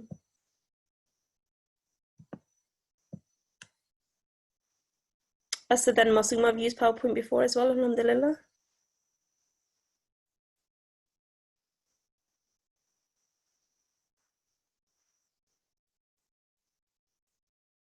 Yeah. I'm not sure whether Abid does as well, but hopefully we'll use it today. So you can either, if you've got PowerPoint on your laptops or tablets or whatever you're using today, you can follow what I'm doing now, or you can also watch what I'm doing, and maybe for next time, you can for next week, if you want to create a poster yourself using PowerPoint, you can do that as well. But it's a really nice way of making a poster. But what I do, so Fahim says PowerPoint isn't very professional. What do you use instead? In terms of poster making? No, I agree. There's much better websites out there. In terms of presentations, yeah. So in terms of presentations, so I'm a lecturer. So a lot of my, professionally as well, I use PowerPoint a lot to do my PowerPoint lectures for students. But you're right, Photoshop and Pixar are much better at using or doing posters. I am familiar with Photoshop a little bit, and I use Photoshop to do certain posters. In the past, the one that you do use PowerPoint for to make posters, so this is an insight that I'm going to give you, is so my career, what I do as a job is I'm a scientist and a lecturer, okay? And when we do scientific posters, so right from when I was doing my PhD, that's when I got taught this for the first time.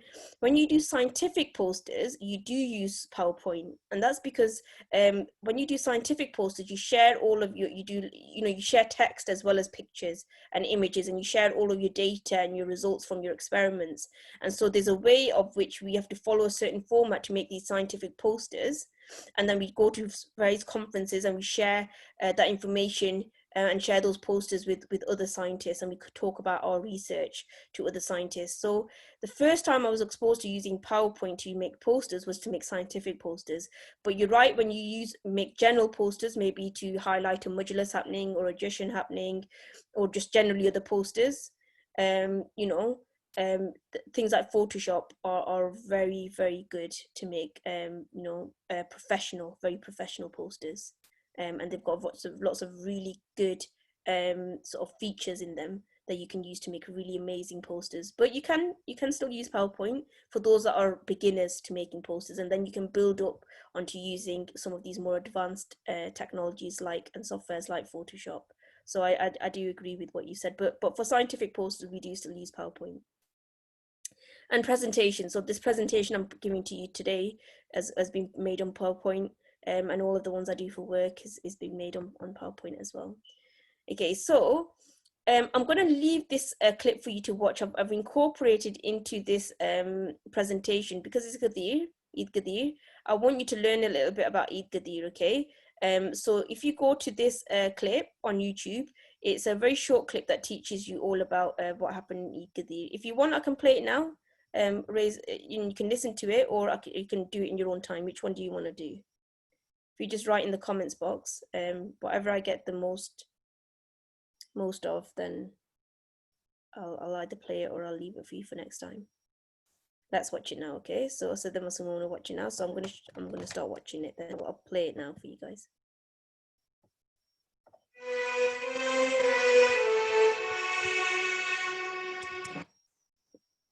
Just increase my sound a bit.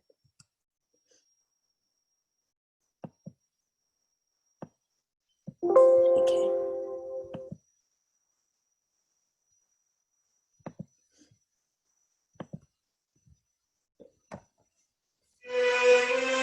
It's only 3 minutes long.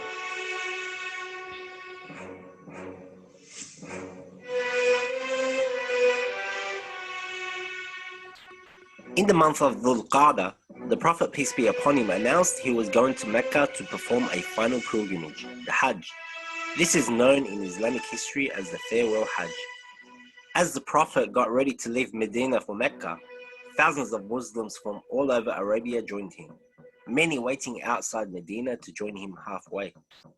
This was also going to be an opportunity for the Prophet, peace be upon him, to demonstrate the practices of Hajj and to do away with any undesirable practices from the days of ignorance. When the ceremonies of Hajj were over, the Prophet departed from Mecca, heading back to Medina. When he reached Ghadir Khum, the pond of Khum, the angel Jibreel revealed the following verse. O Messenger, communicate that which has been sent down to you from your Lord, and if you do not, you will not have conveyed his message, and Allah shall protect you from the people.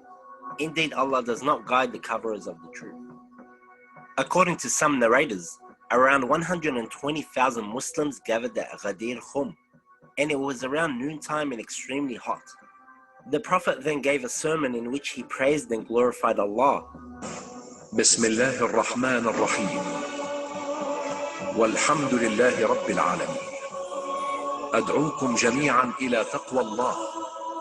To ensure they would never be left alone and to give them hope to continue on the path of Islam, the Prophet, peace be upon him, told the people, ألا أدلكم على ما إن تمسكتم به لم تضلوا بعدي أبدا أيها الناس إني تارك فيكم وديعتين قيمتين وثقيلتين إحداهما القرآن والأخرى أهل البيت.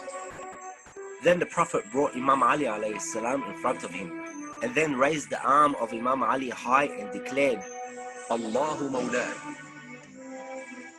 وأنا مولى المؤمنين ألا من كنت مولاه فهذا علي مولاه اللهم وال من والاه وعاد من عاداه.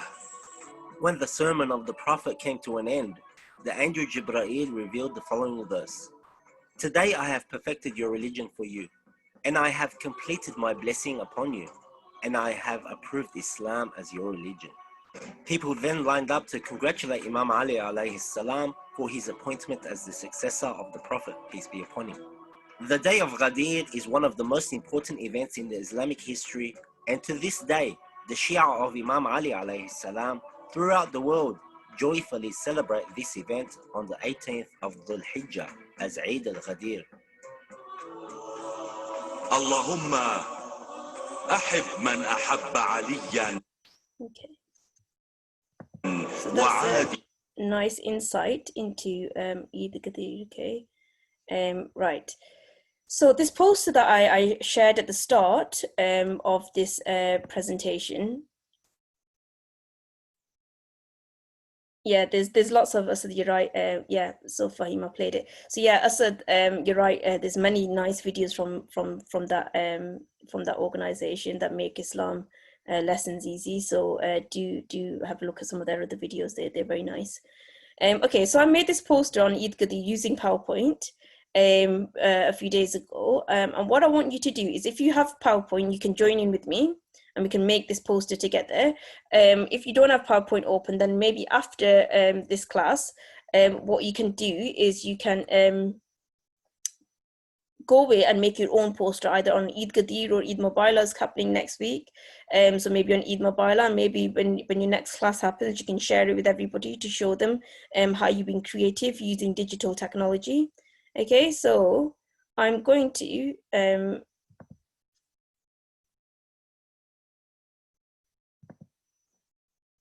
well, as I'm doing this, if you want to talk or you want to ask me something, just unmute your mics and you can just ask me directly, okay? Because I've closed off my chat box for some reason. It's closed off, so I can't see that whilst I'm showing you this. But yeah, just unmute your mics and talk to me. But what I'll do is I want to show you how I made this poster in the next blank slide, okay? And you can all follow me, and you can maybe follow me and choose different colors if you want. Or you can just watch and you can do your own posters later on. So I'm going to go to this next slide. So can you all oh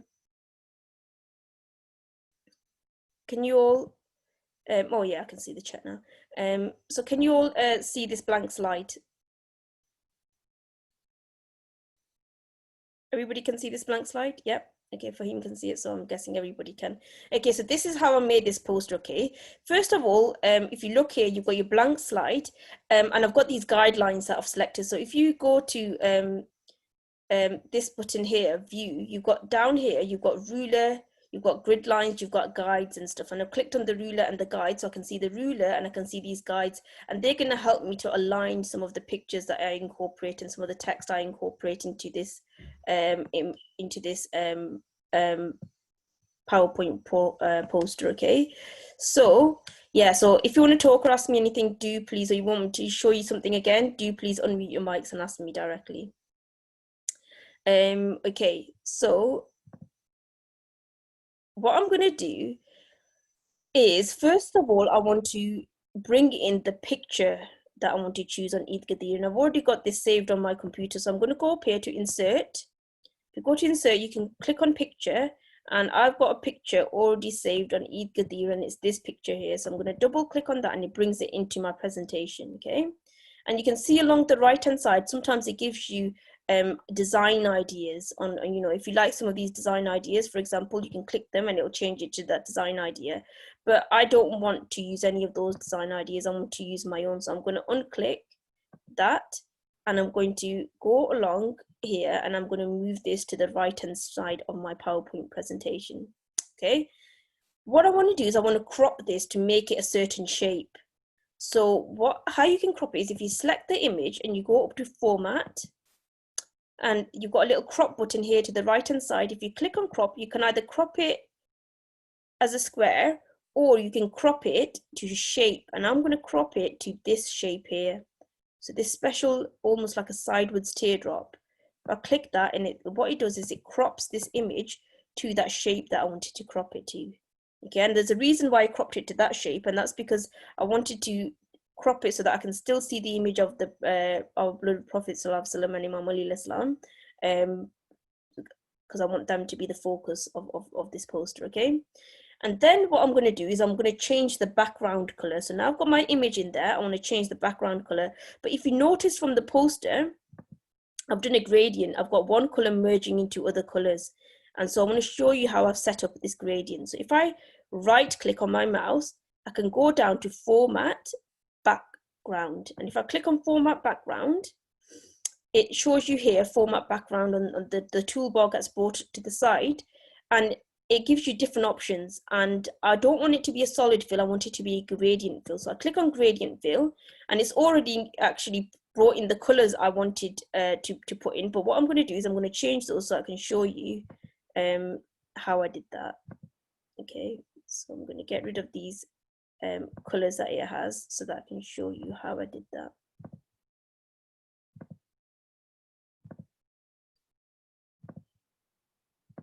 Okay, so you can see there's this toggle that I was just using, this gradient stops toggle. And on that toggle, I want to be able to set different gradients, different levels down the slide, okay? So I've got this toggle here, and basically I want that to be this color blue. But that color blue doesn't exist in my color palette. So what I can do is if I can click on color, that color blue doesn't exist on my color palettes or more colors. So if I want to get that color exactly, I can go down to something called eyedropper, and I click on eyedropper and it brings this little dropper, and I can highlight over the color on the image that I want to choose, and if I click, it allows me to select that color, so it changes it to that color exactly. And then I want that to go down to my page only about 40% of the way. So I can move how far down the page that goes by selecting in position 40. Okay, so that's brought that color down to 40%. Then I can click on the next gradient stopper, which is this one here, number 2. And I want that to be this sand color, this yellow sand color. So again, that color doesn't exist in my color palette. So what I want to do is, again, I want to eyedrop. And I'm going to go straight to what the sand color is, and I can select that color that I want. Okay, and now I want that to be 75% way down, so it's already set at 75, so that's fine. The next one here, I want like more of a deep brown color. So again, I'm going to go down to my color, my eyedropper, and I'm going to choose the brown on this person's shoulder, maybe. So that color brown is what I wanted. And then finally,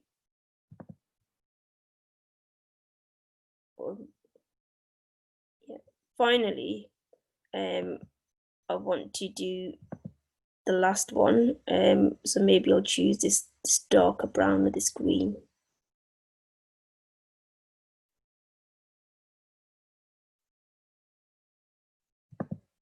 Okay, so can you see how that's merged all the way down now? It's very similar to what I'd done in that poster, okay? Maybe I chose a slightly lighter color for this third one, so I can go back and I can change that to a slightly lighter color. Maybe that color.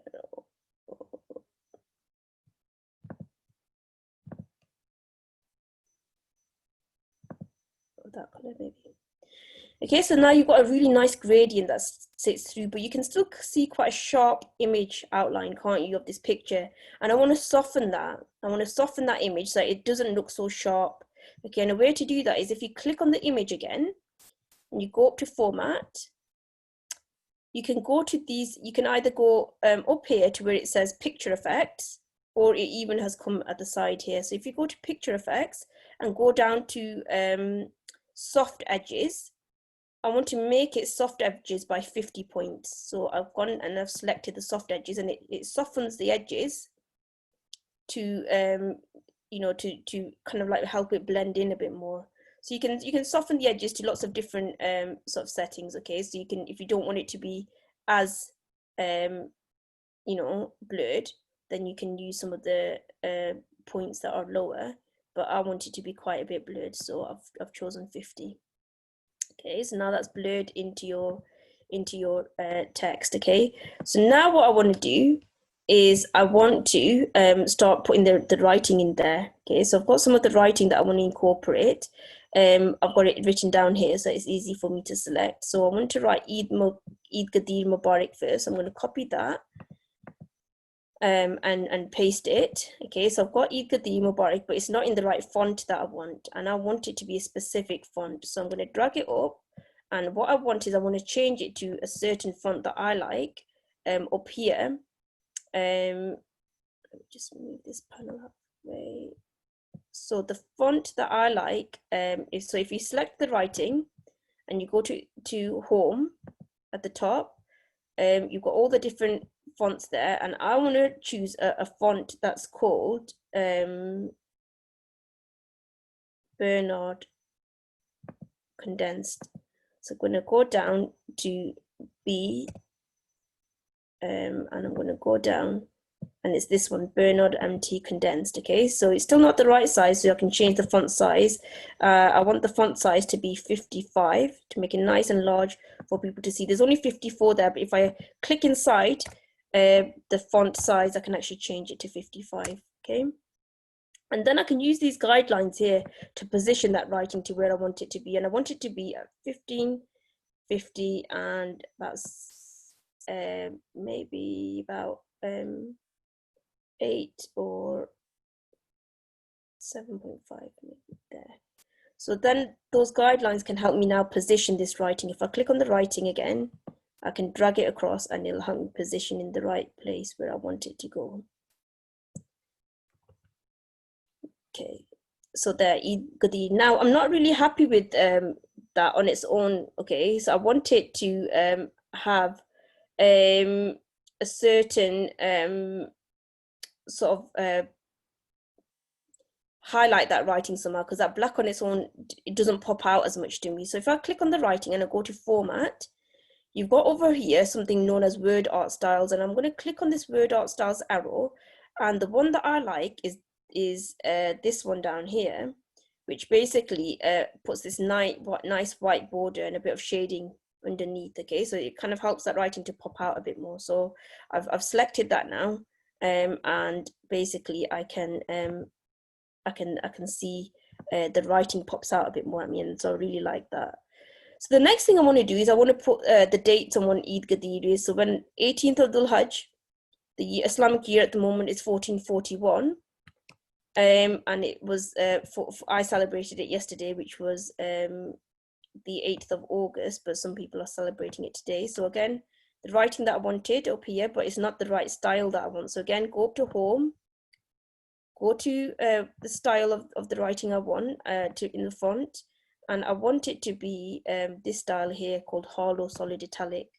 But again, it's not the right size I want again. So what size shall I have? Maybe not as big as the main heading of Eid Gadir, but at least 32. Okay, so I've got that now in the right size and position. And the position I want it to be at maybe should be about there, 4.5. So I'm going to help these guys to help me drag it down to the right place I want it to be. Okay. Now again, I'm not really a fan of the style or the color. So again, I'm going to go to format and I'm going to go to word art style, and I'm going to choose the style that I want. And I really like this one actually at the top, this white that's filled with the it's got a border around it, a blue border. So I like that one, so I'm going to choose that one. Okay, so that's the date in there now. Okay, so I've got Eid Gadir. But I'm just thinking, do I like that color? What color did I go for there? Yeah, it was the same color, that's fine. So the next thing I want to bring in now is Man Kuntu Mola for Hazan Ali and Mola. So I've got the writing written down here. I'll copy and paste it in. And it's in the format that I already wanted, but I want to show you how I created that format. So I'm going to bring it in as text only. Bring it to where I want to position it, and I want to position it at about 1.5 along the side. So I'm going to drag this down to 1.5 on the ruler. And I want this to be the same type of writing as the Eid Gadir. So I'm going to select the Bernard condensed again. For the whole of the writing, let me select all of it. So home and Bernard condensed, and I want it to be again about 32. But I don't like the color of what color do I want? I want it to be a certain blue color that isn't really in my color palette. So what I'm going to do is I'm going to change the color. So if you go up to format and you go to fill text, that's going to fill the text color. I'm going to go down, and there's no color on my image that I want it to be either. So what I'm going to do is I'm going to go to more fill color. If I go to more fill color, there's standard palette there, and there's also a custom palette. If I click on the custom palette, then it allows me to play around with the color choice that I want. You can either drag around this little marker, and it kind of like helps you to select a color, or you can write down in the RGB what sort of like what proportion of red, green, and blue you want in there. So I don't really want any red. I want it to be like a bluey color, bluey greeny color. So I'm going to put 80 in the green, and I'm going to put about 140 in the blue. And can you see this nice, brought this nice deep blue color? And that's the color I want. So I'm going to select that and I'm going to say okay, and it's going to change it to that color. But I don't think it's popping out as much, you know, and I want it to pop out more. So in order to make it pop out more, I want it to basically glow. Okay, so again, I can use some of these effects up here. So if you go to format, and you go to these text effects, so it's the text that I want, and I go down. We used you know, soft shadow for the picture before, but I want to use glow for the Man Kuntu Mola writing, and it can glow in various different colors, but I don't like any of these colors. I want it to glow in white. So if I want it to glow in white, I can go to more colors and I can get it to glow in white by selecting the white color. So now the Man Kuntu Mola pops out more, so you can see it a bit better. And what I can do is I can then drag this up to the position I wanted it to be. Okay, so the next thing I want to write in there is Ali and Mola. Okay,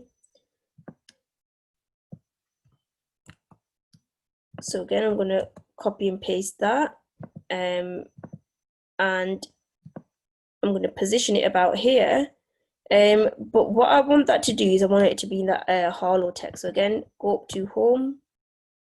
I'm going to go to hollow text and change it. And I want it to be about 32 as well. So let's change the size. Okay, so it's nice and big, reposition it. But can you see I don't want this piece be upon him to be in the same text color type. So I'm going to highlight that and I'm going to change specifically that piece be upon him. I'll change it back to Bernard because I think you can read that one better. But I don't want it to be this size. Okay, I don't want the piece be upon him to be that size. I'll maybe shorten it so it's about 24. But I want it to be lifted up a bit into the corner. Okay, so I want to superscript it. And how do you superscript something is if you go to font and you click on, if I went to font again, so I'll show you there. So go to go to home, go to font here up there. And can you see this little arrow at the bottom of the font? If you click there, it pops out the font tab and it shows you superscript and subscript. I want it to be superscript. So I'll click on the superscript, click OK, and it pops it up to the top. And I want this to be that same blue color, or did I have it as a different color? Let me double check that. Yeah, I want it to be the same blue color and I want to outline it in white. So if I just click on the writing again, I can go to format, I can go to text fill, and I can find that blue color that I selected before, the one that I made. It's there in the recent colors bit. And then I want to go to text outline and I want to outline it in white. Okay.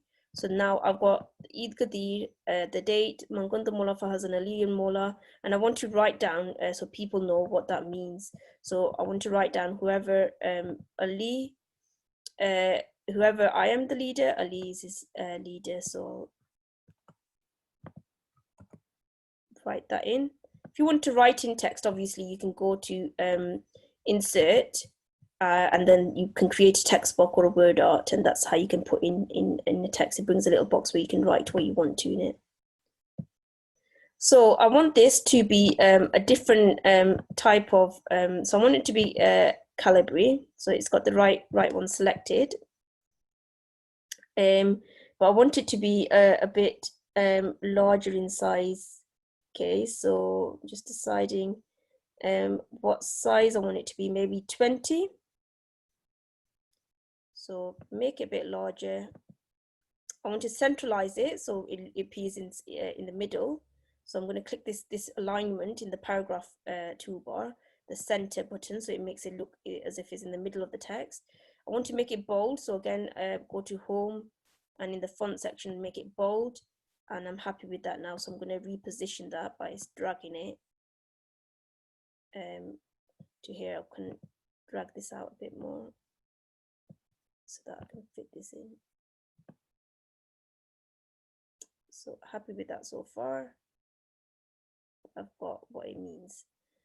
And then the final writing I want to have in there is gonna be the quote from the Quran. Okay, so today I've completed my my favor on you. So let's bring that and the way I've written that is in the exact same text as I'm just gonna copy it from there because it's the exact same text as I've written whoever Ali's is more. So I'm just going to paste that as it is, and what all I've done is for the Quran bit, I've selected the Quran part of the text, and again I've gone to home and alignment, and I've aligned it to the right hand side, and the rest of it I've justified. So the rest of this writing here is if I highlight it, you can see it's to the right, or you can justify it as well like that, and it kind of aligns the sides. And then finally I want to put a picture of the Quran in there. Okay, so what I do is I can bring in a picture that I found online. Again, insert pictures. I have one already saved on my computer, so it's this one over here. So I drag that in. Now can you see here that this particular picture has got a white border around it? And if I just left it like that, I'm not really very happy with that, because I can't really, you know, with this, it doesn't fit in with the rest of the poster. The fact that it's got white all the way around it. I want it to be just the picture of the Quran. So how am I going to get rid of the background on there? So if I select the picture and I go up to format, a lot of the things, notice I'm using home, insert, or format. Those are the three features I use quite a lot. Go to format, and if I go to the left hand side of the toolbar, there's a little feature here called remove background, and it tends to, like Fahim said, Photoshop is the best package, one of the best packages to be able to do graphic design type work, and that's got a lot better ways in which you can remove backgrounds from, even if the background's made up of lots of different types of colors and things. Okay, for PowerPoint, it can only remove a background accurately if the background is one solid color. Okay, so I want to remove this solid white background and just keep the Quran. So if I go to this remove background button and I click it, it changes all the white bit to pink. So if I click outside of the picture now, so where it's pink, that's the bit that it's going to remove.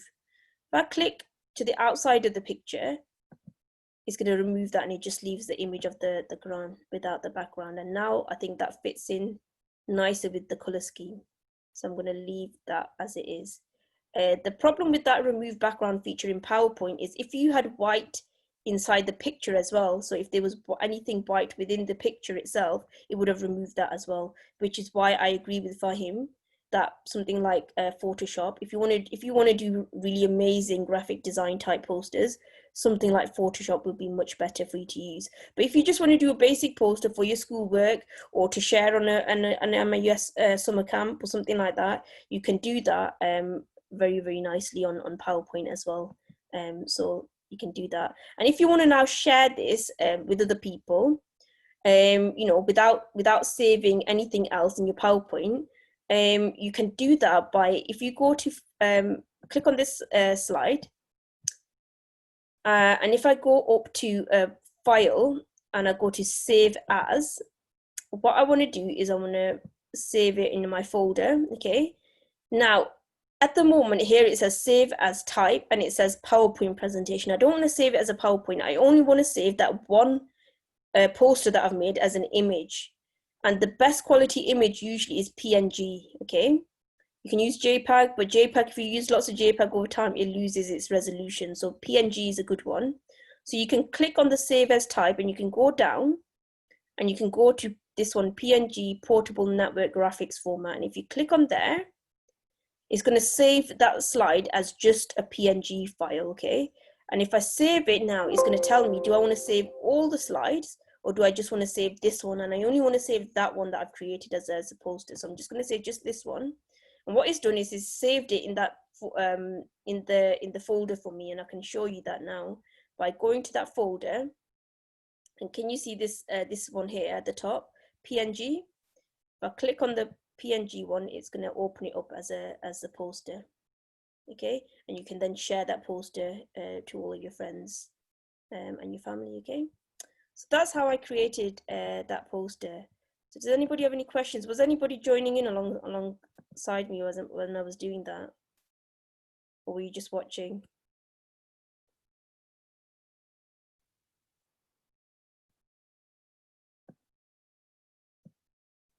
You were watching Fahim, okay? So what I want you to do is play around. Fahim, by the sounds of it, you know a lot about technology, as do the rest of you. And if you're using things like Photoshop, use it to make a poster on Eid Gadir, share it with your family. The rest of you use either PowerPoint or some other software. Make a poster about Eid Gadir, share it with your family. Make a poster. It's nice to always have a personal touch, isn't it, when you share sort of messages of celebration. So do a personal touch, make your own poster. You know, go make sure when you're downloading images though, make sure that the images don't have a copyright attached to them, because obviously a lot of people who've created certain images will only give you permission to those images if you ask them, and they've got copyright laws attached to them. So don't, be careful with that. If you go onto Google and you search in Google Images and you go to advanced search in the settings, you can actually select for free pick images, okay, the ones that you can use, and it'll only bring up the images you can use. Or you can go onto a vector stock type website which has got lots of different images, and pay a fee, and then you can always take images of them, or you can contact the artist of the image and you can ask them whether you can use their image for your poster. Make sure your parents know you're contacting that artist, and if that artist gets back to you, it could be that they'll say, yeah, you're allowed to share use my image, but only if you attribute that to me. So make sure that what that means is they want you to write down that who the artist was of that image on your poster somewhere, so that other people can go and look at the artist's work. Or there's free images available, but make sure you look for images that are available for you for free, not any that are copyrighted.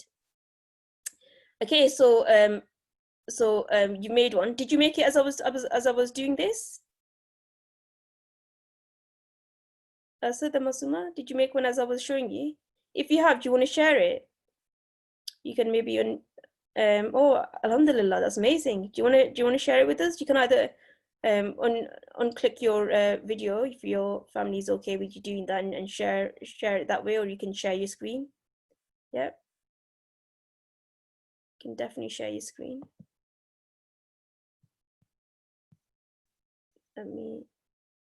It's disabled. Oh, okay, well, if it's disabled, then you won't be able to share your screen.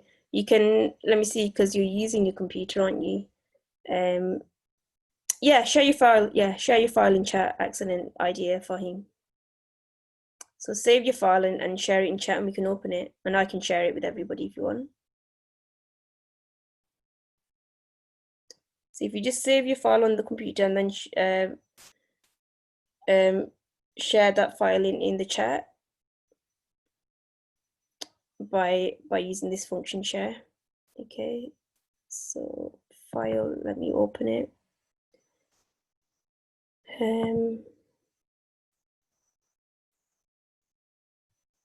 Okay, I'm just gonna stick it on my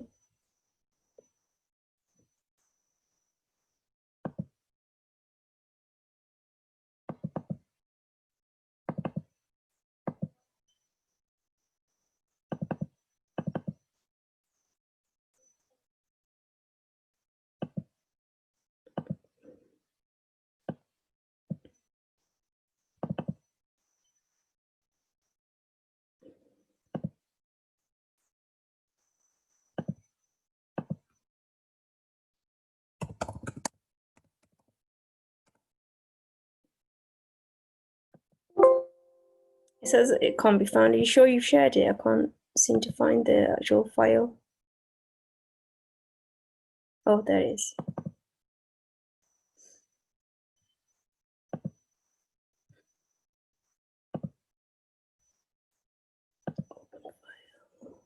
MashaAllah, that's amazing. Okay, I'm going to share this. Can you see this? I'm going to share this with everybody else. Let me just stop sharing my presentation. Wow, amazing.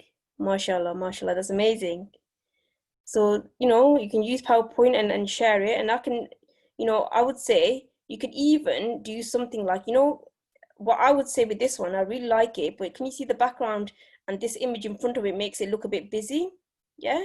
So what you can do is you can put a box over the background, and you can use a function called looking at transparency, and I can show you quickly how to do that. Actually, it looks really good, mashallah. It's a very, very nice poster. What I'll do is I can show you how to do that by, let me just share my screen again. So say I wanted this picture in the background to be slightly more transparent. If I get a box, so if I go to insert, and I insert in a shape. Oh, it's pulling up a bit.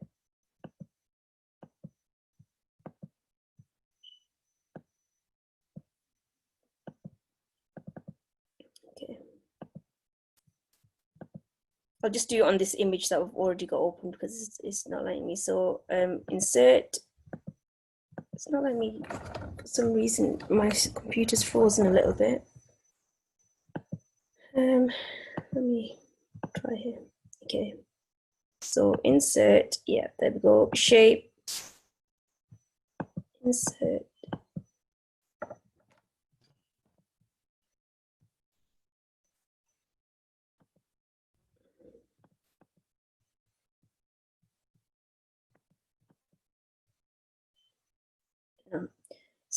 For some reason, our PowerPoint's playing up.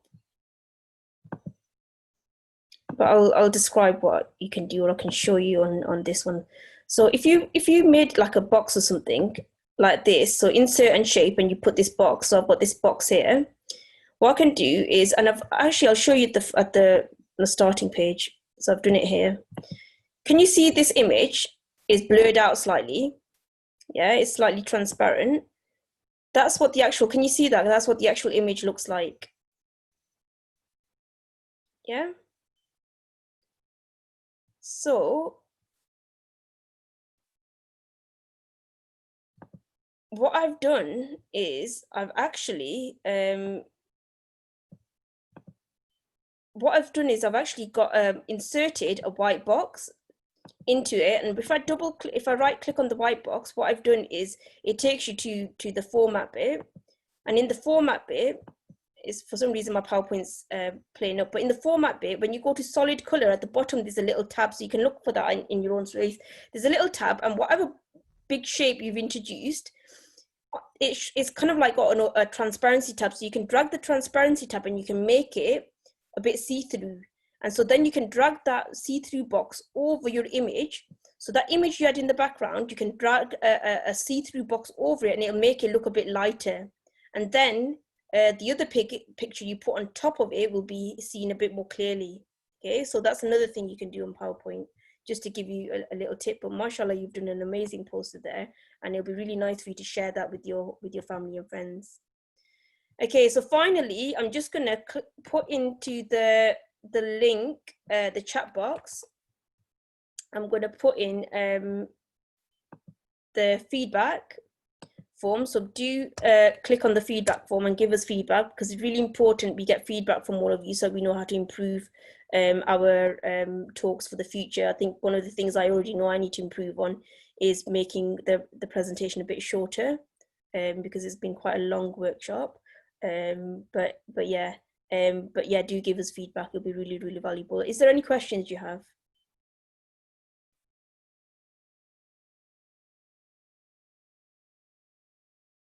No for Fahim. Anybody else got any questions? If there's no questions, then this is what we did today, inshallah. Covered all of this, so we've covered a lot of content in this workshop.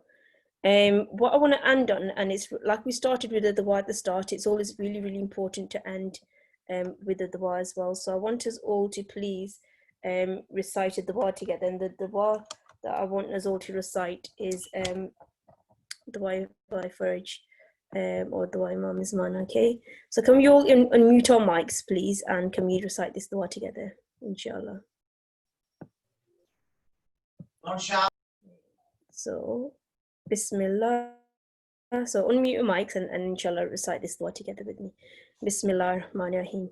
Allahumma kulli waliyaka al-hujjati al-Hasan salawatuka alayhi wa ala abaihi hazihi sa'a wa fi kulli sa'a waliyan hafizan wa qaizan wa zaliyan wa hatta tuskinahu az-zakata wa tumassiyahu biha rahmatika ya arhamar. Allahumma salli ala Muhammadin wa ali Muhammad. Thank you very much for joining the workshop today. I've had a lot of fun talking to you all. I've learned a lot from all of you. Each one of you has made some very good points on this workshop that I'm going to reflect on as well. You shared information with me. Yes? Asad is, I think, asking you a question. MashaAllah, thank you very much for completing the form. Thank you. Okay, so yeah, I've had a lot of fun talking to you all. If there's any questions you think of later on and you want to get in contact with me, then do get in touch with MUS, and hopefully they'll be able to put you in contact with me, inshallah. Or if there's anything else you didn't quite get and you want to ask me about it later, then do get in contact with me. I'm really, really happy for you to do that. Sorry, I think Asad said I shared the form to him privately, so I will do that again, and I'll do it with everyone in the meeting so that everybody has access to the form. There we go. Thank you very much, Asad, for pointing that out. But yeah, I've had a lot of fun. Thank you very much. I hope you learned something. I've learned a lot from all of you, and I hope you enjoy the rest of your weekend and do some more celebrating for Eid Qadir. Khudafis, everybody. I'm going to stop the recording now. Khudafis.